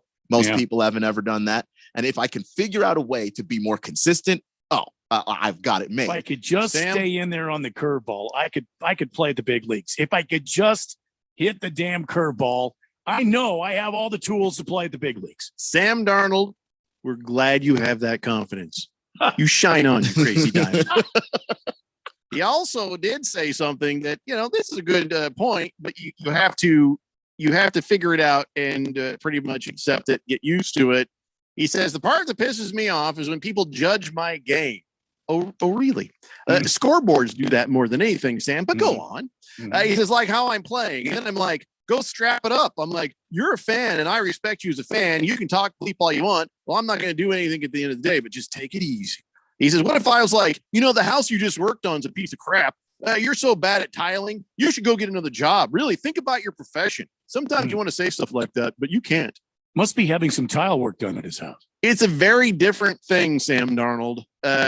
These people are watching you make a lifetime's worth of money for them in 1 year. And they pay tickets to come see you. If they pay tickets to come see you, yeah, I think they get a say in your performance. Now, nobody has a right to just be needlessly horrible. I mean, there's no reason for that. But to say that that the fans can't comment on your play, yeah, especially very different things. Your reality is kind of outside everyone else's. Yeah, I mean, and also when people comment on Sam Darnold's game, they are talking about things that are objective. Like, he doesn't see defenders a lot of the time, and so when he makes a lot of his worst passes, look, the form is perfect, but he's not throwing it in the right place. He's a 59% passer. You know, these are things that are just facts. And by the way, Sam, your Tyler just quit. Though I do like the idea of Sam Darnold like watching somebody lay tile in front of his house, and he's just telling, "Oh, that's not good enough, boy. You got to add a little bit more concrete underneath that brick. What are you doing, man?" Yeah, his giant head would probably get a big trowel right upside it. Well, no, I mean you need him there for the shade. Obviously, his giant forehead. He's like, I would say something, but then he'd move. All right, ladies and gentlemen, it's time now for On This Date in Big George's sports history. Back in the year 1907, New York Giants catcher Roger Bresnahan wore a set of cricket leg pants against the Philadelphia Athletics, becoming the first catcher in history to don shin guards. Bresnahan decided to wear those cricket pants after his legs were constantly being bruised and bloodied by foul tips, runners sliding into home with their metal baseball spikes up. Yeah, and that seems like one of those obvious things. Like, oh, I don't know how come all the people on Star Trek don't wear seatbelts on the bridge? Because that thing's moving like this, and every time my wife just looks at me, she says, "Still 900 years, and now they don't have seatbelts." Anyway, back to this. One of the managers of the other team actually complained that the shin guards posed a danger to sliding runners. Yeah, you might hurt the guy sliding in with his giant spikes up at you. And it would take owners a while to approve them as standard issue. But I'm sure you're glad that they got that sorted out before you played, Randy. Yeah, and as a catcher, you are trained to use those to defend yourself against people coming into the plate. Yeah. Fair enough. Bruno Baller says 1907 shouldn't have that been an old-timey sports history one? Nah. See, here's the way it works. If I do one, I just do it sports history. If the second one is old, then it's old-timey. But thanks, Bruno Baller. Man, how Sam Darnold feels. Big George, you're welcome. Kiss the Cook says Jinkies. It was Big George's sports trivia. I think Kiss the Cook wants to fight Big George. I think he's heckling him for saying Jinkies the other day. Why would you want to do that? I don't know. Kiss the Cook. Why do you want to fight Big George? King of Kitten says free Britney. Are we talking about Britney Spears or Britney Mahomes? Because I guess they got married, right? And then they go out on vacation, and I guess Patrick is taking pictures of her all suggestive, like she's covering up the parts and stuff, but she's like posing and she's like, and Patrick took the pictures, and everybody's talking about it. And all I can think is, that's Patrick's way of saying, this is why. this is why. Come on, guys, because I don't know. This is it. That's the only reason. She's an idiot. I'm sorry. Maybe that's it. I don't know. I can't understand it otherwise. Just the Tip says, I just watched a spooky ghost documentary called The Darnold Witch Project. If somebody were to take that idea and Photoshop a snot bubble on his nose and call it the Darnold Witch Project. Nah, only us would think it's funny. No, you're right. 888-368-1580. By the way, I guess we could spin the wheel of sports if you want to, Randy. I got a few of those things. Let's do that. All right. So the NFL, realizing they don't have enough money, they have decided that they are developing their own paid streaming service. I don't know how this is going to clash with all the other stuff that's going on with the NFL, like the direct TVs and the Sunday tickets and stuff. But there's a new NFL streaming service. It's going to be called NFL Plus, and it'll have games, radio, podcasts, a bunch of team content. And I guess at the owners meeting, they talked more about doing this thing.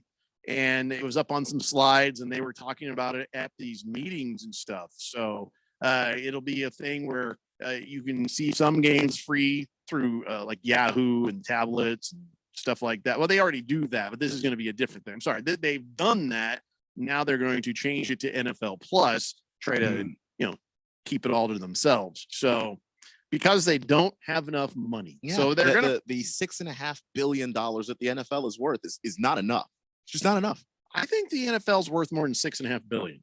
That's what the Google says. I think teams are worth a couple billion each. Are you sure? Oh, about that's that? true. You know what? I misread that. I feel like it'd be more. It is. I- more. I misread it wrong. Because then Antonio Brown and Kanye would say, Oh, forget the Broncos. let's just get the NFL. We're buying the NFL. See how that works? 112 billion. I'm sorry. Wrong number. And if they start their own streaming service and do like a Sunday ticket thing there, it's going to be very expensive. isn't it? Yeah. I don't. Or blame maybe, them. They or get maybe not. ideas. I don't know. I mean, well, Because they want more people watching football. So if they, if you pay and they still get you to watch ads, then that's a nice way to make some money. we'll find out more about that in May, I suppose. They'll vote on such a thing. Well, that's it for us, guys. We'll be back at your radios again tomorrow at 3 p.m. It's the Daily Blender here on 1580 Fanatic.